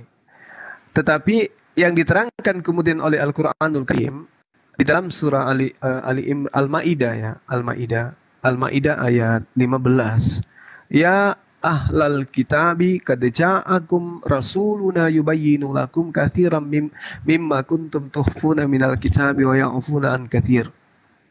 Jadi dikatakan di sini menjelaskan kepadamu banyak hal dari isi kitab yang kamu sembunyikan. Kemungkinan kitab itu ada tapi disembunyikan. Ini dari Al-Quran. Tetapi yang lebih parah dari ahli kitab, lima talbisu tal haqqa bil batil. Mereka mencampur adukkan. Jadi kita tidak bisa lagi kemudian mengatakan bahwasanya masih ada tapi disembunyikan, ada datanya, kemudian ada tapi dicampur adukkan, dan itu fakta di lapangan. Lalu bagaimana sikap kita kemudian? Bagaimana sikap kita? Sikap kita itu jelas. Kita tidak boleh abu-abu di sini. Iman kita sekarang yang harus kita jadikan sebagai ukuran implementasi dalam kehidupan sehari-hari adalah Al-Quranul Karim. Kok bisa kayak gitu, Bang? Yes. Apa alasannya, Bang? Karena Rasulullah Muhammad SAW ketika diutus oleh Allah, Rasulullah Muhammad SAW mengatakan apa? Allah Subhanahu wa taala tentang kedatangan Rasulullah. Ya ahlal kitab, qad ja'akum rasuluna. Wahai ahli kitab, sungguh utusan kami telah datang kepadamu. Yubayyinu lakum katsiran mimma kuntum tukhfuna minal kitab wa ya'funa an katsir. Kedatangannya salah satu tujuannya adalah menjelaskan kepadamu banyak hal dari kitab yang kamu sembunyikan, dan banyak pula yang dibiarkannya. Berarti Rasulullah Muhammad SAW secara perintah sebagai makhluk yang diutus membawa risalah kenabian, rasul dan nabi penutup, beliau tidak punya kewajiban mutlak dari Allah untuk menjelaskan seluruh isi kitab-kitab terdahulu. Jadi kita nggak ada tuntutan untuk bisa untuk mengetahui bahwa ini ada, ini masih ada, ini masih murni. Nggak ada tuntutan seperti itu. Karena kenapa? Rasulullah Muhammad SAW pun kedatangannya tidak untuk menguraikan semua isi Torah, isi Injil, isi Zabur yang disembunyikan. Tidak ada. Cuman Allah mengatakan, beliau menjelaskan kepadamu banyak hal dari isi kitab yang kamu sembunyikan, dan banyak pula yang beliau biarkan untuk tidak dia jelaskan. Apa tujuannya? Kenapa? Karena sandaran setelah kitab-kitab tersebut yang menjadi nur dan petunjuk setelahnya adalah Al-Quranul Karim. Inilah yang diterangkan oleh Allah Subhanahu wa taala di dalam Al-Qur'an kepada kita, bahwasanya baginda Rasulullah Muhammad sallallahu alaihi wasallam diserahi kepadanya Al-Qur'anul Karim. Meski kata Allah, walladzina kafaru wa kazzabu biayatina ulaika ashabul jahim. Adapun orang-orang kafir dan yang mendustakan ayat-ayat kami, mereka itu adalah penghuni neraka. Ini maksudnya apa? Baginda Rasulullah Muhammad SAW diutus oleh Allah Subhanahu wa taala ke atas muka bumi ini litubayyina linnas, untuk menjelaskan firman Allah kepada seluruh umat manusia. Qad ja'akum minallah nurun wa kitabum mubin. Sungguh telah datang kepadamu cahaya dari Allah dan Al-Quran yang menjelaskan. Jadi nggak perlu lagi yang lain. Kita nggak perlu, kita cukup beriman. Dulu pernah ada Torah, dulu pernah Zabur, dulu pernah ada Injil, disembunyikan kaumnya, dicampur adukkan kaumnya. Lalu kemudian Al-Quran datang sebagai penjelas yang adalah cahaya dan kitab yang menjelaskan. Gitu, sikap kita di situ, Bang Handi. Kalau ada yang mengatakan masih ada asli, silakan. Itu tidak ada kepentingan kita di sana. Oke, mau ada asli mau enggak ya is okay. Tapi punya Al-Quran itu intinya ya, betul. Yes, betul. Qad ja'akum minallah nurun wa kitabum mubin. Itulah Al-Quranul Karim. Oke, berlanjut kepada materinya begitu ya. Ini sorry ya, ini harus diedukasi juga nih. Percampuran antara hak dan yang batil di sana begitu, terus kemudian diaplikasikan dan tuduhan mereka, ngapain sih Al-Quran datang-datang ngoreksi meluruskan kitab sebelumnya, Emang nggak ada kerjaan apa? Nah, sekarang kita masuk ke dalam. Satu, ambil kasus kisah Lot dan Nabi Lut yang ada di Al-Quran. Bukankah salah satu ini yang diluruskan kisah-kisah para nabi yang dihinakan seperti itu Bang Juma? Al-Quran itu tujuannya untuk memulihkan nabi yang terhinakan namanya di sana. Iya. Kira apa tujuannya Bang Juma? Silakan. Iya, jadi gini Bang Handi. Ketika kemudian Al-Quran menjelaskan setiap datang nabi kepada mereka, selalu diolok-olokkan oleh mereka. Maka kemudian Nabi Lut itu tidak lepas dari olok-olokan mereka. Dituduh sedemikian rupa di dalam Kejadian 19.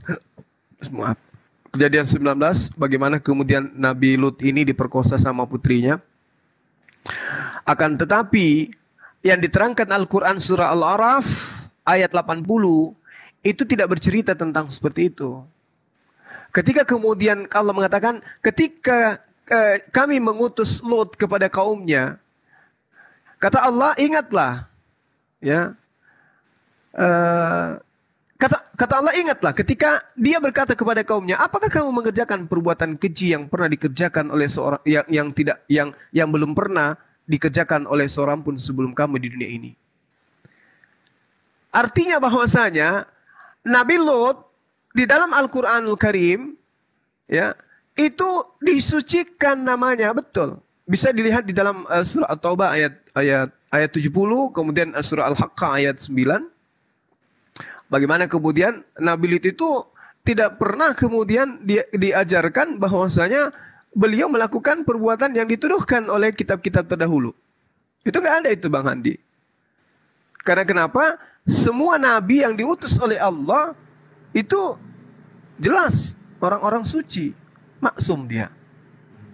Gak ada kemudian orang itu bahwasanya nabi ini melakukan ini, nabi nggak ada di Islam. Semua nabi itu suci. Itu yang diimani oleh yang diajarkan oleh Al-Qur'anul Karim. Seperti itu Bang Handi. Jadi kedatangan Al-Qur'an, ya, termasuk Nabi Daud ya? Yes, termasuk Nabi Daud. Itu di dalam Al-Quran tidak pernah diceritakan kemudian bahwasanya Nabi Daud itu mencemarkan dirinya dengan perbuatan yang dituduhkan dengan seorang wanita bernama Bathsyeba. Masya Allah. Iya. Boleh kita cari di dalam Al-Quran ayat mana yang kemudian menceritakan bahwasanya ada Nabi yang diceritakan tidak senonoh di dalam Al-Quran Al-Karim. Tapi kalau sudah begini Bang Juma, kira-kira yang melatar belakangi mereka tidak mempercayai Al-Quran apa? Kenapa mereka sukanya ada kisah yang gak senonoh seperti itu, di Al-Quran diluruskan, dikoreksi, malah mereka memprotes. Kenapa sih Al-Quran mengkoreksi gitu loh? Kira-kira isi kepala mereka apa ya gitu ya? Ini yang saya ingin temukan, ini saya ingin teliti gitu loh. Bang Juma udah dapat gak hasil penelitian selama ini? Penyebabnya apa? Jadi gini. Iya. Jadi gini Bang Handi. Iya. Allah mengatakan bahwasanya setan itu dari dua golongan. Ada dari golongan jin dan ada dari golongan manusia. Lalu kemudian tipikal setan itu sombong, angkuh, iri, dengki, hasad, husud. Itulah perbuatan setan. Jadi ketika melihat suatu kesempurnaan, setannya cemburu. Bagaimana kemudian setan cemburu kepada Nabi Adam alaihissalam? Karena kesempurnaan Adam, iblis kembali cemburu. Begitu juga ketika melihat ada kesempurnaan di Al-Quran, orang-orang yang pada dirinya ada karakter iblis itu cemburu kepada ajaran agama Islam. Sehingga segala macam tipu daya, segala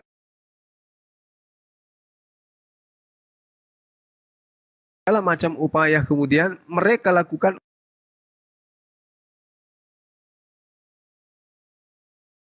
untuk supaya orang menjauh dari Al-Quran.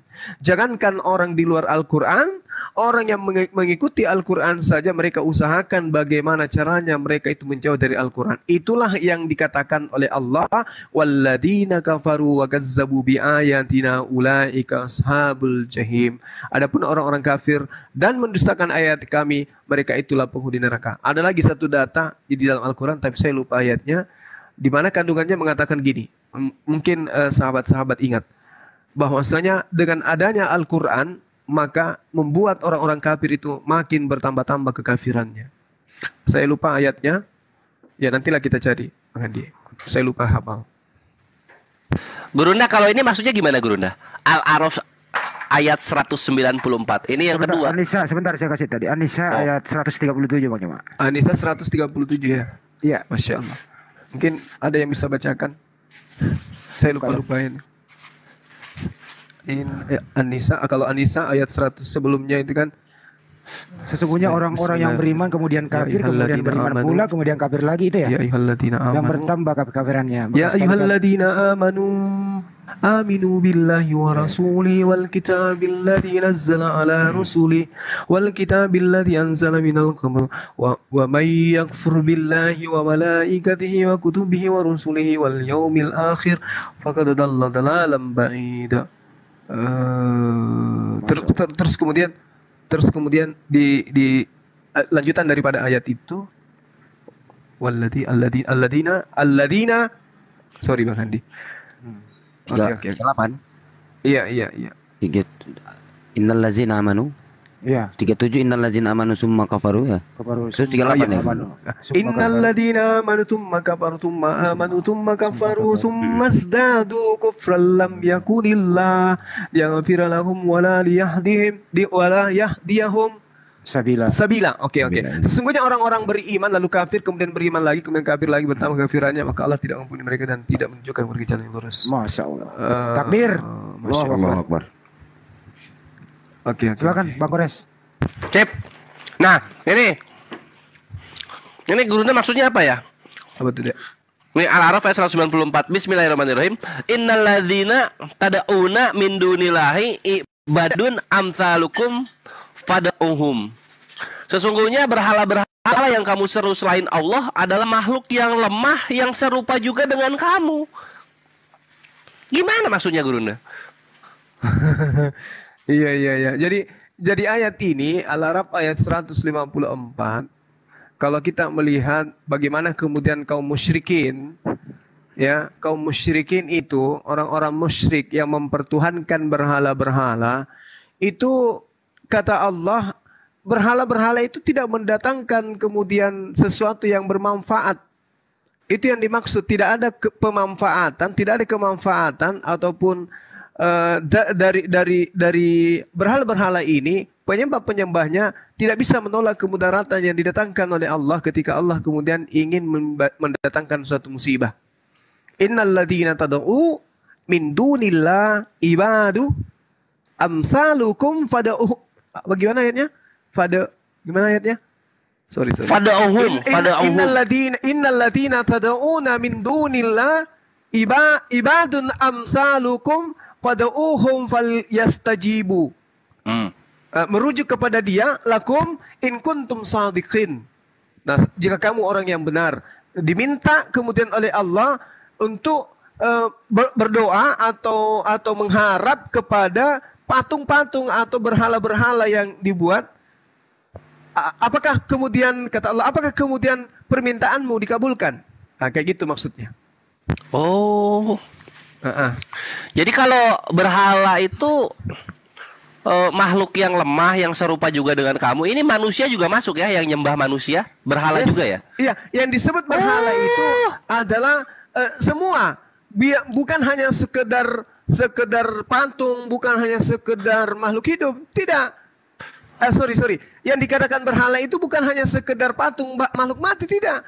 Berhala itu apapun yang kemudian yang disembah di luar daripada Allah itu berhala.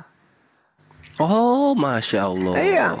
Mau dia cincin, mau dia gigi palsu, kalau disembah itu berhala. Gitu. Nyembah daging berhala juga Gurunda, daging. Berhala juga. Kalau tapi dagingnya tuh dari langit Guru, dari sorga gitu. Daging dari sorga turun pluk gitu. Enggak bisa juga ya. Walaupun itu namanya tagut ya. Itu adalah sembahan di luar daripada Allah. Tagut. Innal ladzina tad'una min dunillah ibadul amsalukum. Cuman kalau kita mengkaji ayat-ayat suci Al-Qur'an kayak begini, level saya itu hanya bisa menghafal data-data ayat. Kemudian untuk mentafsirkan, ilmu saya belum sampai ke sana. Kayak gitu aja. jadi apa yang saya sampaikan itu hanya saya tidak bisa menukilkan bahwa sesuai dengan sanad ilmu yang saya miliki ya mutlak harus seperti itu adanya. Untuk ilmu ma'rifatnya. Siap. Masya Allah Gurunda. Ya banyak Pak ya. Jazakallahu khair. Barakallahu fiik. Ilmu ma'rifatnya offline lah. Oke. Jadi dasar-dasar saja. Nanti ada yang bertanya lagi tentang Nur Muhammad. Iya, ini dia masalah. Di bawah ada yang kepanasan ini. Batu disembah nggak nyadar. Oh, iya. Assalamualaikum Bang Dewa. Saya tidak bisa bayangkan, Bung. Gini Bang Handi. Karena abang saya membawa narasi. Gini. Waalaikumsalam warahmatullahi wabarakatuh. Waalaikumsalam. Oh, ada Bang Dewa. Makasih. Gini. Bang. Jadi aku ikut nebeng. Gini Bang Handi. Bang Handi tadi masih ingat ketika saya membahas tentang Keluaran 29 nomor 14? Ya. Masih ya? Kotoran lembu adalah lembu. Oke, baik. Andai saja di atas muka bumi ini hanya ada 1 ekor lembu saja, di mana daging, kulit, dan kotorannya bisa menghapuskan dosa manusia. Kira-kira berlomba-lomba enggak orang setiap saat untuk meraih sapi tersebut? Ya? Iya, berlomba-lomba. Andaikan di dunia ini diciptakan hanya 1 ekor sapi saja, layaknya 1 batu hitam Hajar Aswad, apakah orang akan berlomba-lomba meraih tainya, meraih kulitnya, meraih dagingnya untuk sebagai tebusan dosa? Ayo. Ya, kurang lebih begitu. Nah, itu dia makanya. Upaya untuk mencapai Hajar Aswad itulah yang menjadikan Allah memberikan nilai penghapusan terhadap dosa. Bukan batunya yang menghapuskan dosa, bukan. Oh, ya. Bukan. Niatnya yang Niatnya seperti gini. Ya. Jangan engkau makan babi, karena babi itu haram. Bukan berarti babinya yang kemudian meletakkan posisinya karena kejelekan keburukannya maka dia haram. Bukan seperti itu. Tetapi karena larangannya. Memang dilarang. Sekarang pertanyaannya, apa salahnya babi? Gak ada salahnya babi. Tapi karena Allah memutuskan seperti itu, maka perintahnya yang tidak boleh dilakukan. Barang siapa menyentuh, memakannya, maka haram hukumnya. Kan gitu kaidahnya. Nah sekarang, kalau dikatakan menyembah batu dan seterusnya, oleh karena batu itu umat Islam kemudian yang dapat beribadah meraihnya itu bisa menghapuskan dosa. Ya sama, ya menghapuskan dosa. Buang duri di jalan, beristighfar setiap saat, bersalawat kepada baginda Rasulullah SAW, sholat, zakat, puasa, berinfak. Semua itu menghapuskan dosa. Nah, atau dia dikatakan disembah karena kita menghadap ke sana. Loh, semua orang, para nabi itu memiliki kiblat di dalam beribadah. Bahkan ini sekali lagi, bahkan kitab pertamanya orang Kristen dalam bahasa Melayu itu bertaburan kata kiblat di dalamnya. Ka'bah dan kiblat, Bang. Itu jelas tuh. Jadi tidak bisa kemudian karena kita menghadap ke sana, nggak bisa. Sama ketika kemudian kita menerima telepon dari bini ya yang jauh di sana. Hai papi, hai mami, cerita. Habis itu kemudian karena cinta kepada bini yang mewakili pada saat itu cium HP. Apakah HP itu adalah istri? Bapak itu istrinya HP, karena dia mengatakan kepada HP itu, iya sayang, aku kangen padamu sayang.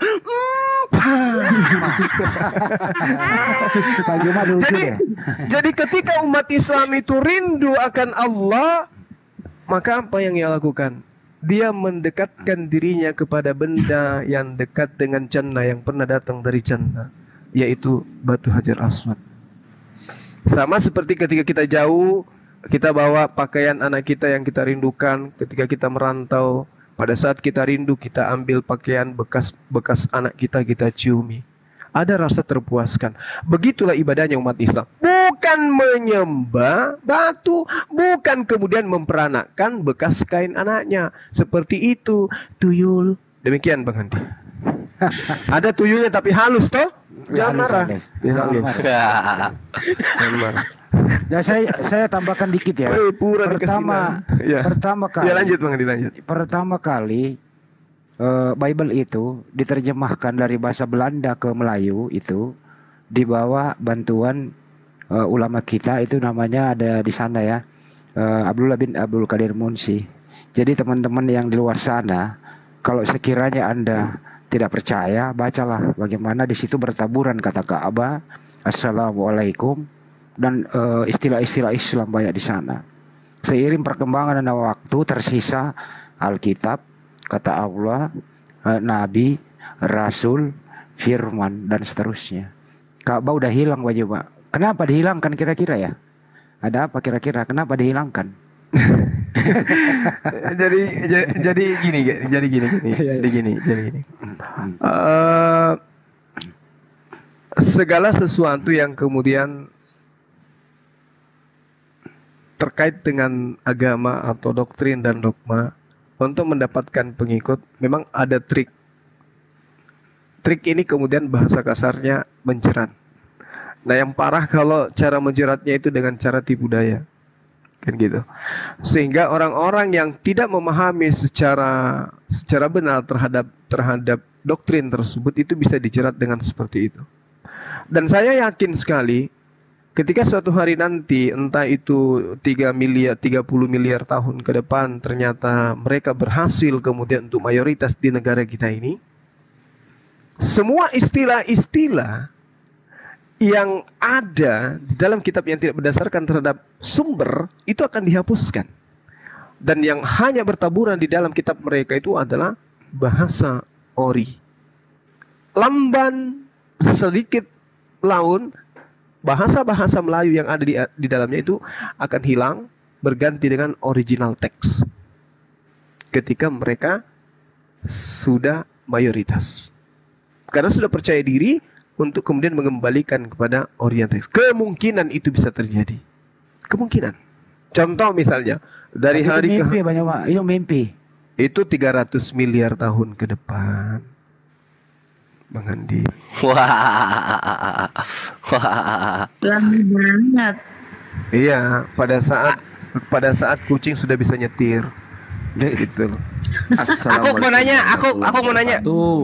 Waalaikumsalam warahmatullahi wabarakatuh. Ini terakhir ketemu 1998 nih, kemana aja nih? Tapi jangan terlalu ke kiri ya, jangan terlalu ke kiri. Enggak dong. Pura nih Bang, Maluku Kak.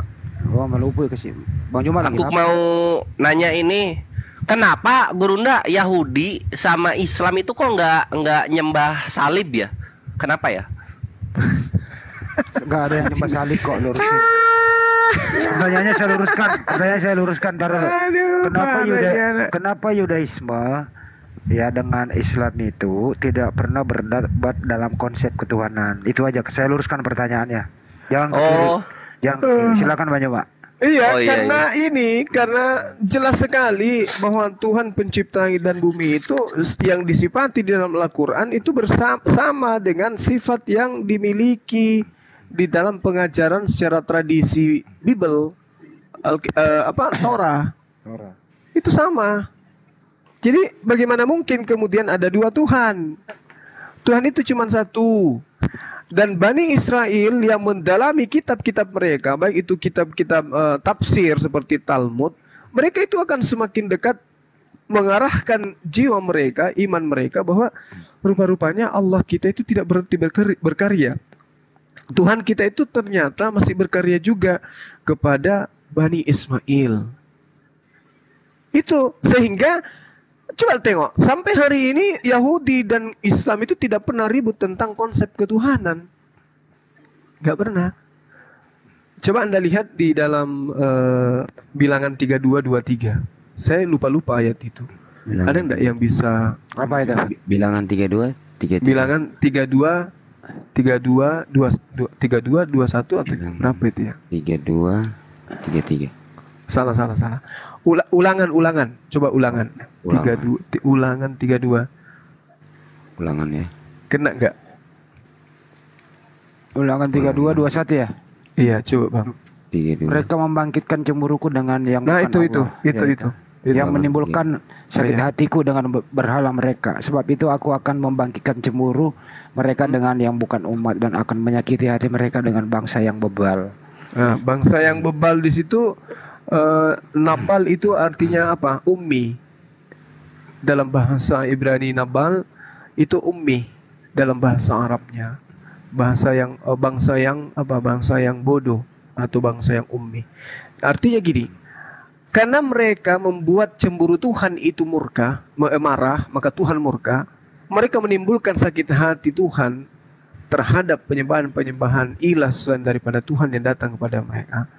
Sebab itu Tuhan mengatakan, aku akan membangkitkan cemburu mereka dengan yang bukan umat. Nah, yang bukan umat ini artinya di luar daripada Bani Israel. Dan akan menyakiti hati mereka dengan bangsa yang bebal. Maksudnya, mereka Bani Israel ini akan disakiti hatinya oleh Allah dengan Allah menggunakan bangsa yang ummi sebagai alat pembangkit iri dan cemburu mereka. Saudara-saudara paham enggak? Ya. Nah, gitu. Jadi mereka tahu bahwa Allah membuat satu keadaan di mana mereka harus cemburu terhadap bangsa lain yang adalah bangsa ummi yang tidak dianggap sebagai bangsa pada saat itu, dianggap umat, untuk membangkitkan cemburu dan amarah Bani Israel. Sekarang kira-kira bangsa mana itu yang membuat Bani Israel itu selalu marah? Yang ono di sebelah barat. Yunani. Enggak. Sebelah barat. Kita yang Yahudi. Bukan. Mereka selalu cemburu dengan Islam itu. Tapi tidak cemburu dalam ibarat kata layaknya seorang kakak yang cemburu kepada adiknya. Gimana itu? Oh iya. Kenapa? Penyebabnya adalah kenapa dikatakan dia adalah tegar tengku. Itu maksudnya kali ya? Iya, karena setiap datang, coba Anda bayangkan sahabat-sahabat, sudah dibebaskan dari perbudakan Mesir, disuruh masuk lagi ke tanah Kanaan di Palestina. Apa yang dikatakan? Wahai Musa, di dalam ada orang kuat. Kamu ajalah dulu dengan Tuhanmu mengusir orang itu keluar. Nanti setelah dia pergi baru kami masuk. Nah, aku nanya Guru Nda. Aduh, ya langsung. Terima kasih dulur berbagi. Anda semangat sekali malam ini, saudara-saudara saya. Lanjut. Banyak lagi. Nih Bang Andi, aku kasih tahu dulu, aku nggak ke kiri nih. Aku nggak ke kiri nih ya. Aku mau nanya ke Guru Nda. Kenapa Islam sama Yahudi kok tidak ada konsep Tuhan yang kepribadiannya ganda? Kenapa ya? Gimana? Izin sebentar, Ya, mohon ini, maaf. ya, Bang Dewa Bang mungkin ada Dewa perlu sama katanya Guru ada Nda. yang mau mualaf ya, Bang Dewa. Apa benar seperti itu? Bang Bukan, Dewa. Bukan dia Sariawan malam ini.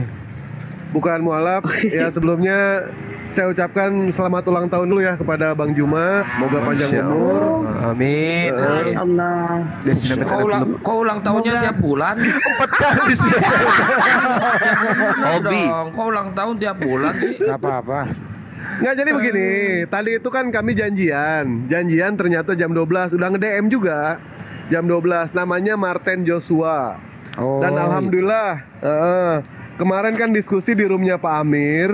Beliau sudah mengakui kalau Yesus adalah utusan, Yesus bukan Tuhan, Yesus hanyalah manusia biasa. Itu. Nanti sekitar jam 12 jam 1 kami udah janji.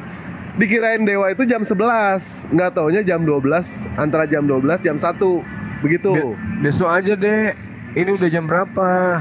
Ini baru jam 100 lewat 270, Bang. Iya, di situ. Aku Bentar dari lagi. tadi di sini. Enggak, maksudnya Tadi dia- soalnya yang bikin saya lelah, biasanya itu saya debatnya sampai jam 4, ya kan? Bulan puasa sampai sahur. Yang bikin saya capek Masya malam Allah, ini, Bunda. ya Nyanyi, bikin saya saudara capek nyanyi. Ukti malam ini karena nyanyi tadi itu hampir 20 menit saya nyanyi. Aduh, capek. Jadi saya. dia Masya belum Allah. Bunda belum mualaf sama sekali nggak. Dia pengen belajar mengenai soal Islam dan ini saatnya Dewa meninggikan yang namanya Rasulullah Shallallahu Alaihi Wasallam. Begitu Bunda ya. Kalau misalkan nubuatan di dalam Bible mengenai soal Nabi Muhammad dan memuliakan Nabi Muhammad, insya Allah Dewa bahannya udah Dewa siapkan ini. Bahannya Rasulullah Dewa udah siapkan. tinggi Bang Dewa. Ya maksudnya kan dia tidak tahu. Dia tidak tahu. Oh iya. Menginformasikan kepada beliau. Soalnya kenapa? Pada saat kita diskusi, dia mengakui Yesus adalah utusan. Satu-satunya untuk mempercayai Islam itu harus yang namanya kita itu meninggikan yang namanya Rasulullah SAW. Begitu. Pakaian Santang. Iya, kalau gitu ya jurusannya Ustadz Wafi, Ustadz Tahta. Baik, nanti biar Dewa jam 12 jam 1 aja sama dia nggak apa-apa. Kalau Bang Juma nggak bisa nggak apa-apa. Bang Juma juga istirahat kan, perlu istirahat ya. Ajak aja dulu ngobrol deh, ngobrol, ajak kopi, ajak nyanyi-nyanyi dulu. Itu Bunda Hesti Cikican, diding kayak gitu-gitu. Kalau saya ini dengar ada informasi yang paling penting nih. Ini penting banget. Tidak apa-apa saya umumkan di sini ya. Ustadz Yahya Waloni. Iya. Berkenaan besok itu masuk Zoom, kurang lebih jam 1 WIB, jam 2 WIT. Berkenaan ingin ngobrol sama Bang Juma.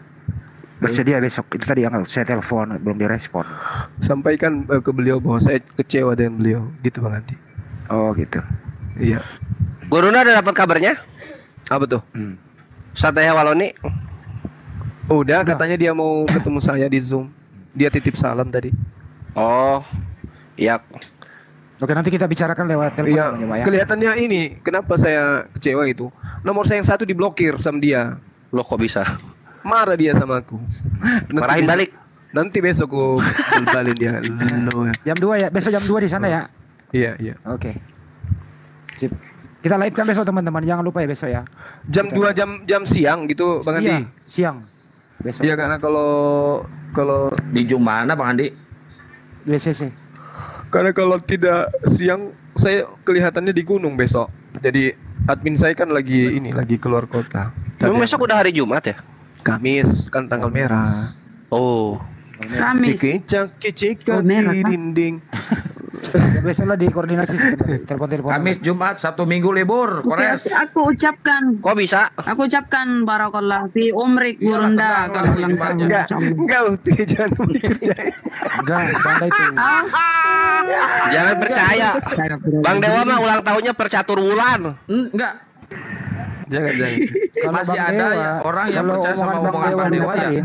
Sebagai doa. Kalau omongan Bang Dewa lu dengerin ya, Tuhan Mutika lo.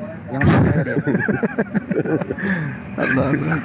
Bang Juma ulang tahunnya 4 tahun sekali. Dia lahirnya kan tanggal kabisat. Kasihan. Udah Bang Dewa, udah. Bang Dewa Bunda Rahma jangankan ngomong, mukanya aja udah ngebohong, apalagi ngomongnya. Allahu Akbar.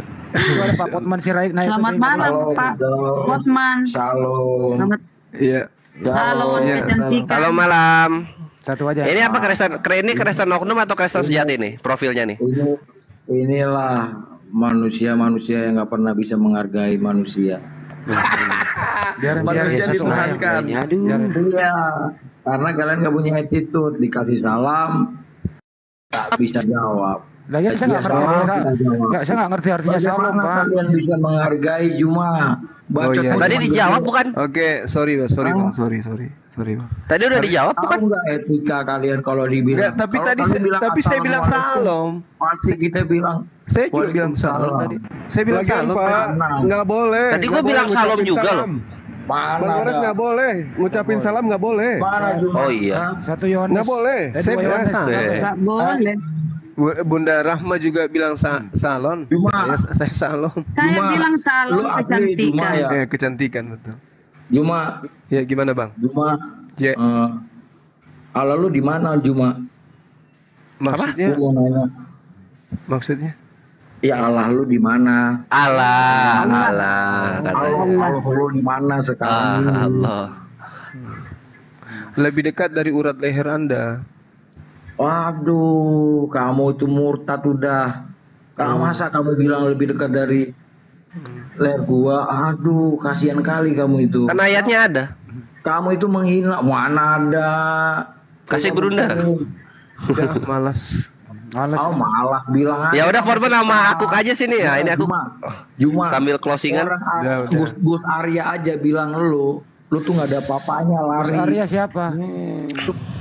Binatang apa itu Gus Arya? Kasih tahu Gus Arya. Paulus itu nggak ada apa-apanya dibanding gua. Kasih tahu Gus Arya. Juma. Kasih tahu Gus Arya Fortman. Paulus itu nggak ada apa-apanya dibanding Kores. Kasih tahu. Kerjaanmu begini. Ini kenapa ya? Kenapa ya Kristen selalu penuh kebencian ya? Iya. Kenapa ya Kristen selalu penuh kebencian? Allah lu di mana Allah lu? Allah lu di mana? Allah. Karena sakit hati. Allah lu di mana? Allah lu jadi minoritas terus. Fortman. Sakit hati jadi minoritas terus. Fortman. Ekor nyamuk. Allah lu di mana Fortman? Allah lu di mana Allah? Lalu di tempat. Allah lu di mana Allah? Lu kan menyembah Allah. Allah lu di mana Allah? Allah di mana? Juma lu tuh Gak dijawab. Allah lu di mana? Allah. Allahnya di mana? Allah. Tidak berilmu turunin. Allahnya di mana? Allah lu di mana Allah lu? Allah lu masih di tiang salib gak? Dia naik ke surga bareng salibnya atau enggak? Allah lu itu. Dalam malah hujat-hujatan jadinya turunin Sti. Weh, Allah lu kenapa nggak bisa ngasih makan Kristen cabang Uganda? Allah lu itu. Turunin aja udah. Ya hilang. Daripada lalu kita ditangkap. gara-gara dia kita berdosa loh. Gak udahlah. Ditutup aja dulu Bang Andi, tutup dulu Bang Andi. Ya, tolong ditutup dulu. Habis itu naikkan lagi oten gitu. Tutup aja dulu ini. Kan dia duluan. Kalau dia duluan kita nggak salah tuh. Iya enggak apa-apa. Biarkan aja dia begitu, jangan berbalas pantun, biarin aja. Jadi ada rule 7 nih. Gila nih, tutup dulu Bang. Rut 77 dan sebentar dulu, Bang Juma mau tutup. Oh ya, silakan Guruna. Yuk closing. Anda yang tutup. Ada saya tutup. Ditutup dulu, habis itu kita. Kamu masuk neraka ya? Enggak, ditutup dulu ini baru. Oh, si Rindu ya? Ya sebentar Bunda. Oh si Rindu ini. Yang jualan babi mentah, nggak ada yang beli. Yang cantik. Padahal Kristen. Ini seru nih, Pak Kores, ini seru. Iya, satu aja dulu, ditutup dulu. Ditutup dulu supaya tidak bersambung antara konten yang tadi. Cuma gitu. Kok kamu dengan ini. disunat pakai Weh, kaki? rambut lu rontok. Sebentar dulu, Angker biarkan otak dulu ya? Bang Juma menutup YouTube-nya. Giginya kok jarang-jarang. Sebentar dulu, biarkan Bang Juma menutup YouTube-nya. Makanya kalau sikat gigi jangan pakai minyak piglet. Ya. Untuk yang ada di Zulkifli sama Bas. Weh, itu rambut diwarnain berapaan? 15.000 ya? Besok luntur. Ya Allah, Kores. Bang Juma menutup YouTube-nya sebentar dulu. Saya turunin aja dulu deh. Bising, Pak. Udah, saya turunin aja dulu. Jangan. Kasihan loh, mau naik ke sini mandi dia. Iya, Bang Juma mau nutup YouTube-nya bentar dulu. Ya Allah, dari tadi ngomong capek banget. Maksudku saudara-saudara salah satunya yang tutup gitu maksudnya. Iya, ini mau ditutup tapi iya. Ini mau tutup ya? Oh ya udah aku ini dulu ya, ngasih tahu dulu ya. Ikhwani fisabilillah telah rilis dan akan segera terjadi insyaallah halal bihalal agung di Makassar di Markas Mujahidin di tempat Gurunda yang kita hormati dan cintai, Gurunda Zuma. Jadi kita akan langsung bertemu secara fisik, tidak secara roh bertemu dengan Gurunda ya. Jadi tafadhol save the date. Acaranya dari tanggal 30 Juni sampai tanggal 2 Juli 3 hari ikhwan. Hari pertama kurban, hari kedua peresmian, hari ketiga tadabur alam gitu.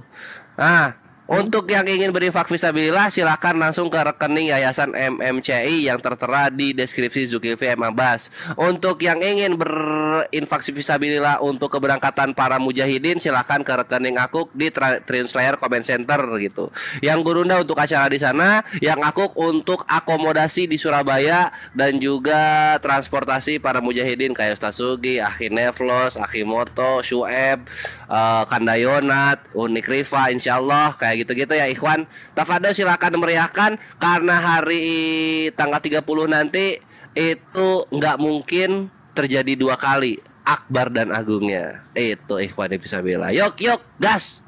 Itu sudah. Amin. Naiklah kau Rut, Oke, itu yang ada ini bentar Bang Juma. Itu Bang Andi belum. Bentar Bang Andi dulu. Jangan. Bang Andi silakan. Untuk yang di saya sih baru live tadi. Untuk ada Zulkifli M. Abbas silakan ditutup dulu. Terima kasih buat semuanya. Tapi kembali lagi nanti kok. Itu aja sih. Dilanjut, silakan naikkan ibu yang tadi sepertinya ada Tuh sesuatu. baru dari tadi pada suruh diam nggak mau diam sih. Ayo teman-teman yang agama Kristen yang mau diskusi silakan naik. Ibu Yang agama Kristen tuh rindu naik rindu. Ayo mana Ruth yang Naik cat minta rambutnya pakai permintaan, henna. permintaan. Ayo naik. 777. Wih.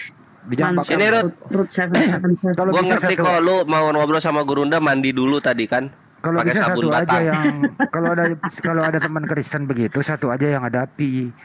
Jangan mobil 1 sopirnya 9, kan nggak enak kedengeran. Ya bising dengernya. Enggak, tadi mobilnya 9, supirnya 300. Naikin satu ya. Gitu ya. Nah siapa tuh? Nah ini. Nah, si Ruth. Kores aja yang hadapi dulu. Kores luruskan. 10 menit. Aku nanya Iya. cuma dulu satu-satu ya, jangan ribut kayak anak kecil. Enggak, Gurunda capek. Lu sama gua aja. Ayo sini. Kita ngobrolin. Apa dampak Yesus terhadap ngecat rambut? Ayo. Kan yang masuk, aku lah yang bertanya. Oh ya udah, silakan Ruth bertanya. Lu lahir duluan agama lu tapi nanya-nanya mulu kerjaan. Diam dulu. Kalian itu disunat pakai kampak enggak? Oh, gua disunatnya pakai kecupan gua. Dikecup sunat sendiri gua. Apalagi? Kan kalau dia Suaranya di kecil tempat dia. kalian kan Gedein sedikit, modal dikit apa? Ah. disunat pakai kampak. Kalian harus Ya iya, zaman dulu belum ada laser sama gunting. Gimana sih? Roh Kudus lu nggak ngasih perkembangan zaman ya? Pengetahuan. jangan nanya aku. Nanti giliran Apalagi? saya bertanya aku jawab. Coba gua tanya sekarang lu. Lu di kamar mandi ada salib nggak? Kan ku tanya si Juma tadi disunat pakai kampak. Tidak atau enggak? Iya. Kalian pakai kampak. Coba sekarang Kristen. Belum dijawab. Di WC lu ada salib nggak? Kalau ada dipakai cebok nggak tuh salib? Satu aja pertanyaan nggak bisa dijawab. Soalnya kan di perjanjian lama kalau cebok mesti bawa sekop. Siapa tahu salib lu bisa dipakai buat sekop. Maaf ya. Jawabannya tidak iya. Kalian Ruth tidak. bisa nggak sih lu baik-baik ngomong Ruth? Ruth bisa sih nggak sih lu baik-baik ngomong gitu? Di, aku nanya kau. Kamu Apa? waktu disunat pakai kampak enggak? Aku kan Ya. Yesus waktu disunat pakai apa, Bude? Yesus disunat pakai apa? Yesus sunatnya digigit ya? Digigit orang Yahudi ya? Permasalahkan mengenai soal disunat itu pakai apa? Yang jelas intinya, aduh ini orang sakit Pak Handi. Ini orang sakit. Emang orang sakit? Nggak bisa di. Nggak ada orang kemasukan Roh Kudus sehat, Bang Dewa. Nggak ada. Iya. intinya Yesus sunatnya digigit ya. Intinya mau pakai apapun juga, intinya disunat. Nah sekarang kalau misalkan Burut, saya juga pengen tahu waktu Yesus disunat pakai apa? Yesus disunat pakai apa? 8 hari. Iya pakai apa? Nggak nanya 8 hari. Yang ditanya pakai apa? Halo guys. Pakai apa? Gigi. Kalau pakai iya kampak. pakai apa? Udah dijawab pakai kampak. Oh, Yesus pakai kampak. Yesus. Pakai apa? Kalian 90 tahun ber waktu orang. Oh, ini orang sakit, Pak Andi aja deh. Kalian sakit. Malas ngadepin orang sakit. Nggak bisa Bang Dew. Nggak bisa ya. Dia nggak mau mendengar. Yesus disunat pakai apa kata Bang Dewa? Pakai apa dia? Enggak ditulis pakai apa? Nggak ditulis pakai apa? Ya coba kan kalian kan biasa nafsir. Kalian kan jago nafsir kalian.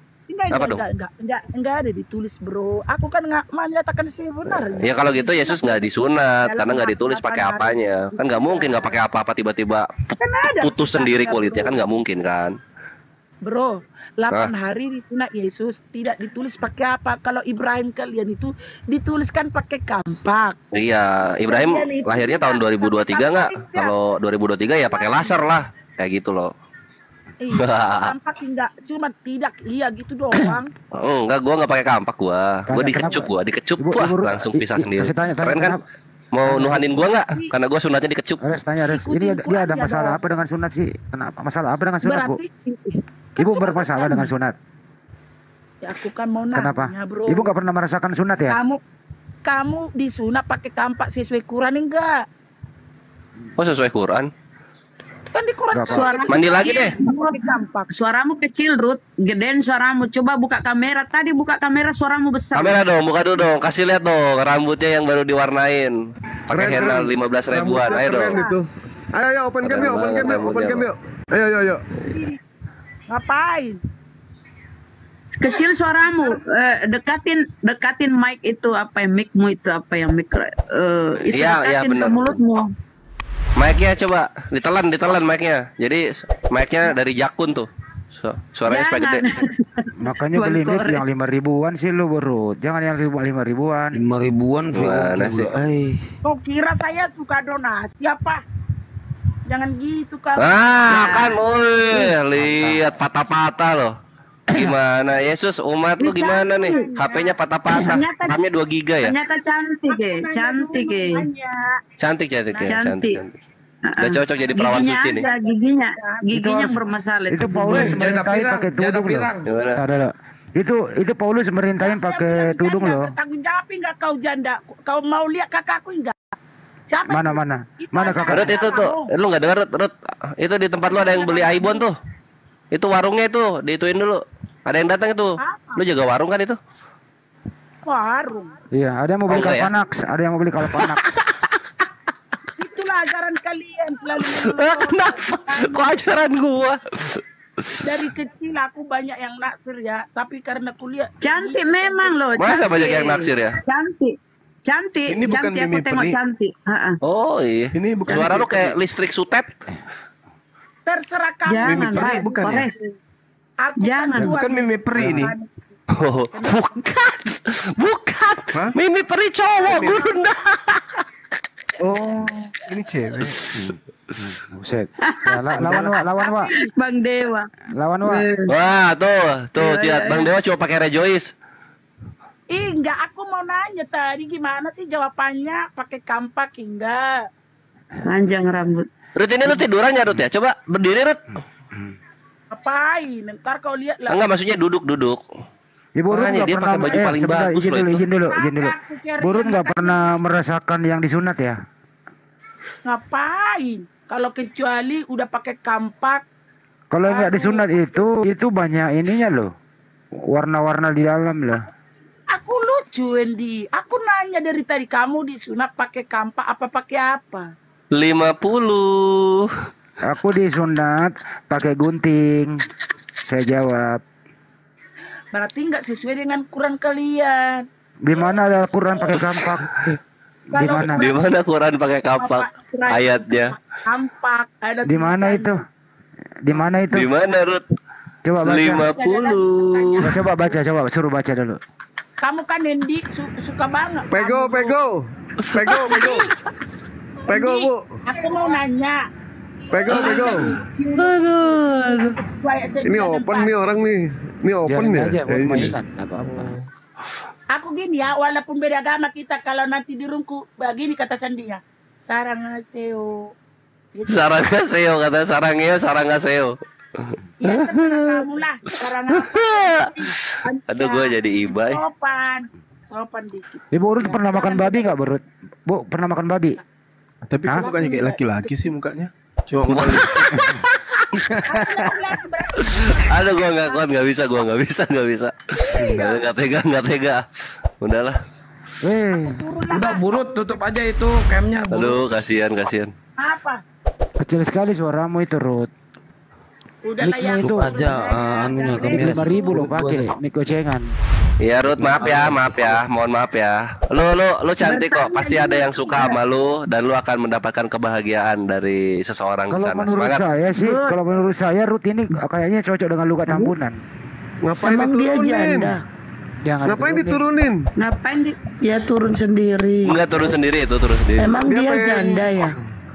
Pengen diskusi open cam kali. Ayo.